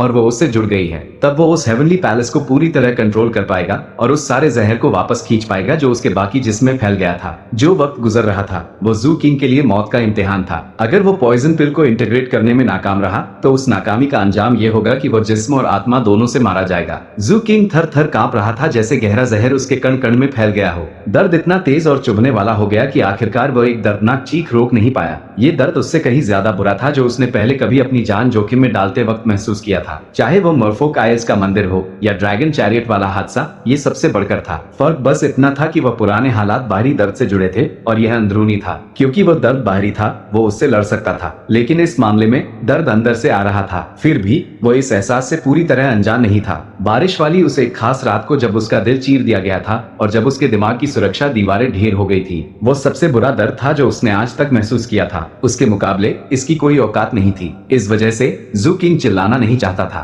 आंखें खून जैसी लाल थी। उसने दांत भींचे और अपनी चीख को दांत पीसने की आवाज में बदल दिया। इसी बीच उसके सीने में मौजूद वायलेट क्रिस्टल ने उसकी मदद के लिए वायलेट रोशनी की धाराएं भेजी। गोल्डन क्रो प्रकट हुआ और उसने आग की लपटें भेजी जिन्होंने उसके जिस्म को ताक दी, और उसके सी ऑफ कॉन्शियसनेस के अंदर जो इमोर्टल एनर्जी उसने जमा की थी वो भी मदद के लिए मौजूद थी। उसके दूसरे हेवनली पैलेसेस में मौजूद 2 लाइफ लैम्प्स छतरियों के रूप में प्रकट हुए और आशीर्वाद देने लगे, और फिर गोस्ट एम्परर माउंटेन से काली रोशनी निकलने लगी। वक्त गुजरता गया। चैप्टर 343 दिन गुजर गए। इस दौरान वो टैबू पॉइजन पिल धीरे धीरे जू किंग के तीसरे पैलेस में घुलने लगी थी। 10%, 20%, 30%। जू किंग का काफी जिस्म सड़ रहा था, लेकिन वो बस वही बैठा रहा और पूरी ताकत से उस सड़न के खिलाफ लड़ने पर फोकस करता रहा। पिछले 3 दिनों में उसने सिर्फ वायलेट क्रिस्टल, लाइफ लैम्प्स और गोस्ट एम्परर माउंटेन पर ही भरोसा नहीं किया था। उसने अपने सारे बीटल्स भी छोड़ दिए थे। उसके इशारे पर बीटल्स ने उसके जिस्म में सुराख किए और उसके हाड़ मांस में भरे जहर को खाना शुरू कर दिया। ये सब वो तरीके थे जो जू किंग ने अपनी पहली डिफेंसिव लाइन के तौर पर तैयार किए थे। हालांकि पिल का जहर इतना खतरनाक था कि यह सारी तैयारियां भी काफी नहीं पड़ रही थी। नतीजन उसका जिस्म साफ तौर पर सड़ता हुआ दिख रहा था। अब वो बस यही कर सकता था कि इंटीग्रेशन प्रोसेस पर पूरा ध्यान दे और उम्मीद करे कि वो मौत के मुंह से बच निकले। 4 दिन और गुजर गए और टैबू पॉइजन पिल तीसरे हेवनली पैलेस में 70% इंटीग्रेट हो चुकी थी। ये 4 दिन जू किंग के लिए दर्द और तड़प से भरे हुए थे। आखिर में वो इतना कमजोर और बेसहारा महसूस कर रहा था कि उसके पास बर्दाश्त करने के अलावा कोई चारा नहीं बचा था। जिस जगह वह बैठा था वहाँ काला खून और गंदगी फैली हुई थी जो उसका अपना सड़ा हुआ हाड़ मांस था। उसके कपड़े उसके सूखे और सड़े हुए जिस्म पर ढीले लटक रहे थे। हाथों पर ज्यादा मांस नहीं बचा था, वह बस काली हड्डियां रह गई थी। टैबू पिल का जहर उस पर कहर बरपा रहा था, यहाँ तक कि उसका सी ऑफ कॉन्शियसनेस खंडहर बन चुका था और उसकी आत्मा बेहद धुंधली पड़ गई थी। ऐसा लग रहा था कि वह सीधा मौत की तरफ बढ़ रहा है। इतने लंबे समय तक टिक पाना ही दिखाता था कि जू किंग की तैयारी कितनी गहरी थी। यहाँ तक कि जिस महान शख्स ने पिल को विश बॉक्स में रखा था उसने भी कभी ऐसा कुछ नहीं किया था। आखिरकार अगर उसने किया होता तो वो शुरुआत में पिल को विश बॉक्स में रखता ही नहीं। अगर उस शख्स जैसा महान इंसान भी सफल नहीं हो पाया था तो इससे पता चलता था कि यह कोशिश कितनी मुश्किल थी। जू किंग जो भी कर रहा था वो सब थियरी पर आधारित था। भले ही उसके पास 2 life lamps, ghost emperor mountain, natural resistance और ब्लैक बीटल्स थे, फिर भी वो उस तेल के दिए जैसा था जो बुझने की कगार पर फड़फड़ा रहा हो। वायलेट क्रिस्टल लगातार उसके अंदर लाइफ फोर्स पंप कर रहा था, मौत को रोके हुए, लेकिन आखिरकार उसकी भी एक लिमिट थी। शैडो लगातार जज्बातों की लहरें छोड़ रहा था और पेट्रियार्क गोल्डन वज्र वॉरियर बेहद नर्वस दिख रहे थे। दोनों ही जू किंग के चारों तरफ मौत के बढ़ते हुए ओरा को महसूस कर सकते थे और यह उन्हें मिले जुले एहसासों से भर रहा था। फिर भी जू किंग की डरावनी स्टील की नसों ने यह यकीनी बनाया कि कोई भी उस वक्त उसे धोखा देने के बारे में सोचने की हिम्मत ना करे, और अगर ऐसे ख्याल उनके दिमाग में आते भी तो वो उन पर अमल नहीं करते। आधा दिन और गुजर गया। जू किंग किंग के पैर अब सिर्फ काली हड्डियां रह गए थे और उसके बाल गायब हो चुके थे। उसका चेहरा जो कभी जादुई हद तक अट्रैक्टिव था अब किसी कंजर जैसा लग रहा था। पैरों के नीचे का फर्श सड़े हुए मांस और काले खून से ढका हुआ था। पलकें गायब थी और गड्ढों में आंखें बेजान लग रही थी। उसकी लाइफ फोर्स तेजी से खत्म हो रही थी। वायलेट क्रिस्टल अब और कुछ नहीं कर सकता था। ऐसा लग रहा था कि जू किंग अब हारने वाला है, लेकिन तभी बिल्कुल आखिरी पल में उसकी आंखें अचानक चमक उठी। यह नजारा देखकर पेट्रियार्क गोल्डन वज्र वॉरियर और शैडो अंदर ही अंदर कांप उठे। उन्हें नजरअंदाज करते हुए जू किंग ने नीचे देखा, जिससे हड्डियों के चटकने की आवाज आई। ऐसा लगा कि अगर उसके सर पर जरा सा भी जोर लगाया जाए तो वो धड़ से अलग हो जाएगा। नीचे देखने के बाद जू किंग ने बड़ी मुश्किल से उस हाथ को आगे बढ़ाया जिस पर मांस के बस कुछ ही टुकड़े बचे थे। उस हाथ से उसने अपने सामने रखी एक छोटी सी बोतल उठाई। उसने बोतल को कुचला और अंदर मौजूद वॉइड रिटर्निंग डाव ब्लड की बूंद गोली की तरह उसके जिस्म में घुस गई। यह जू किंग की दूसरी डिफेंसिव लाइन थी। खून उसके अंदर गया और पूरे जिस्म में लाइफ फोर्स फैलने लगी। इसने उसके हार्ड मांस को पोषण दिया और सी ऑफ कॉन्शियसनेस में मौजूद गोस्ट टेम्परल माउंटेन को तेजी से चमका दिया। हालांकि खून में लाइफ फोर्स थी, लेकिन जो चीज ज्यादा मायने रखती थी वो थी उसमें मौजूद द रेजोनेंस। भले ही पूरी लाइफ फोर्स काम की थी, लेकिन उसकी सीमाएं थी। पर गोस्ट टेम्परल माउंटेन के लिए डाउ रेजोनेंस बहुत काम की चीज थी। जैसे ही गोस्ट टेम्परल माउंटेन ने डाउ रेजोनेंस को ऑब्जर्व किया, वो तुरंत और ज्यादा ठोस यानी कॉर्पोरियल हो गया। उसमें से उसका अपना एक स्ट्रॉन्ग रेजोनेंस निकलने लगा और तो और वह जू किंग जैसा और भी ज्यादा दिखने लगा। हकीकत में ऐसा लग रहा था कि वह जू किंग का परफेक्ट रूप लेने से बस एक कदम दूर है। ये रूप लेना इतना बड़ा बुनियादी बदलाव होता कि डाउ ब्लड के बिना यह नामुमकिन था। डाउ ब्लड का रोल सोल सीड्स या स्पिरिट रूट्स देने जैसा था। नॉर्मल हालात में जू किंग माउंटेन को ऑब्जर्व करने के लिए और वक्त लेता, लेकिन अभी उसके पास ध्यान देने का वक्त नहीं था। डाउ ब्लड से मिली लाइफ फोर्स के सहारे उसने एक और दिन बर्दाश्त किया। उसका तीसरा हेवनली पैलेस 70% काले से 80% हो गया था। उसके बाद जिस्म के सड़ने का असर और भी तेज हो गया। कांपते हुए उसने लकड़ी का एक टुकड़ा निकाला और अपने सामने रख दिया। यह उसकी तीसरी डिफेंसिव लाइन थी। काली लकड़ी चमकी और फिर एक बड़ा सा काला दरवाजा प्रकट हुआ जो धीरे धीरे खुला और उसमें से सफेद रोशनी निकली जो किसी की लाइफ फोर्स को एक जगह पर लॉक कर सकती थी। जैसे ही डार्क स्पिरिट एवोविल दूर के अंदर से रोशनी निकली, वो एक सीलिंग फोर्स बन गई जिसने उसकी लाइफ फोर्स को जमा दिया। जब वो सी ज़ॉम्बीज़ के ज़ॉम्बिफिकेशन प्रोसेस से गुजरा था, तब उस सीलिंग लाइट ने परफेक्टली काम किया था। लेकिन अभी वो चल रहे प्रोसेस को रोक नहीं सकती थी, बस उसे धीमा कर सकती थी। इस टैबू पॉइजन पिल का जहर बहुत ताकतवर था। सिर्फ रॉ लाइफ फोर्स ही इसका मुकाबला कर सकती थी। कोई और तरीका पूरी तरह सफल नहीं होता। फिर भी कम से कम उस रोशनी ने मदद तो की। जू किंग ने जो वक्त खरीदा था, उसकी मदद से उसका वायलेट क्रिस्टल पॉइजन पिल से लड़ पाया, जिससे उसे और वक्त मिल गया। एक और दिन गुजर गया। उसके अंदर का तीसरा हेवनली पैलेस अब 90% काला हो चुका था। लेकिन तभी दरवाजे की सीलिंग पावर बेअसर हो गई। 90%। हाँ, जू किंग की आंखें बेजान थी और वो साफ नहीं देख पा रहा था, लेकिन वो घबराया हुआ नहीं था। सब कुछ होने के बावजूद वो अभी भी पूरी तरह कंट्रोल में था। वो बस बुरी तरह कमजोर हो गया था और यह वैसा ही था जैसा उसने सोचा था। जू किंग ने नीचे उन सारी बोतलों और मर्तबानों को देखा जो उसने ऑगस्ट स्पिरिट नेदर स्प्राइट से लिए थे। उन सब में मेडिसिनल पिल्स थी और हालांकि वो मिली जुली और अलग अलग तरह की थी, जू किंग ने उन सब को एनालाइज कर लिया था और उन्हें अलग कर दिया था, जिनमें अलग अलग मात्रा में लाइफ फोर्स थी। यह उसकी चौथी डिफेंसिव लाइन बनने वाली थी। बिना हिचकिचाहट के उसने बोतलों को फोड़ दिया, जिससे ढेर सारी रंग बिरंगी मेडिसिनल पिल्स उड़कर उसके अंदर चली गईं। जैसे ही वह पिघली, उन्होंने उसे पोषण देने के लिए लाइफ फोर्स की लहरें छोड़ी। अलग अलग असर तो बस ठीक ठाक था, लेकिन जितनी सारी पिल्स थी उनका मिला जुला असर काफी था। ठीक इसी वक्त जू किंग की नजर अचानक उसकी राइट कलाई पर गई। वहां ना तो मांस था ना खून, बस काली पड़ चुकी हड्डी। अपनी कलाई की हड्डी को देखते हुए जू किंग की धुंधली आंखों में अचानक कंफ्यूजन की चमक आई। वहां कुछ था जो हल्की सुनहरी रोशनी में चमक रहा था। वो इतना हल्का था कि आमतौर पर उसे देख पाना नामुमकिन होता, और अगर उस पर मांस होता तो नोटिस करना और भी मुश्किल होता। यहाँ तक कि डिवाइन विल भी उसे नहीं ढूंढ पाती। फिजिकल सेंस ऑर्गन्स की तो बात ही छोड़ो। वो बहुत थोड़े वक्त के लिए दिखा, एक पल के लिए चमका और फिर गायब हो गया। उसके जाने के बाद जू किंग को ऐसा कोई एहसास नहीं हुआ कि उसने कुछ किया है। उसकी हालत में कोई बदलाव नहीं आया था। जब वह इस बारे में थोड़ा सोच ही रहा था, मेडिसिनल पिल्स से लाइफ फोर्स और तेजी से बाहर निकली। जैसे ही उसने उससे भरा, उसके जिस्म को पोषण दिया, तीसरे हेवनली पैलेस के अंदर से जहर की ताक थोड़ी कम पड़ गई। साथ ही टैबू पिल का इंटीग्रेशन तेज हो गया। तीसरे पैलेस 90% काले रंग से सीधा 100% तक पहुंच गया। जैसे ही पिल पूरी तरह इंटीग्रेट हुई, जू किंग को अचानक अपने दिमाग में उससे एक कनेक्शन महसूस हुआ। उसके जिस्म में एक कंपन दौड़ गई और उसके अंदर का जहर सिमट कर वापस तीसरे हेवनली पैलेस में चला गया। वायलेट क्रिस्टल ने उसके बेहद कमजोर जिस्म को ठीक करना शुरू कर दिया। हालांकि इस बार यह पहले के मुकाबले थोड़ा तेजी से हो रहा था। उसका मांस वापस उगाने लगा, उसका सी ऑफ कॉन्शियसनेस रिस्टोर हो गया, उसकी आत्मा तेजी से चमकने लगी,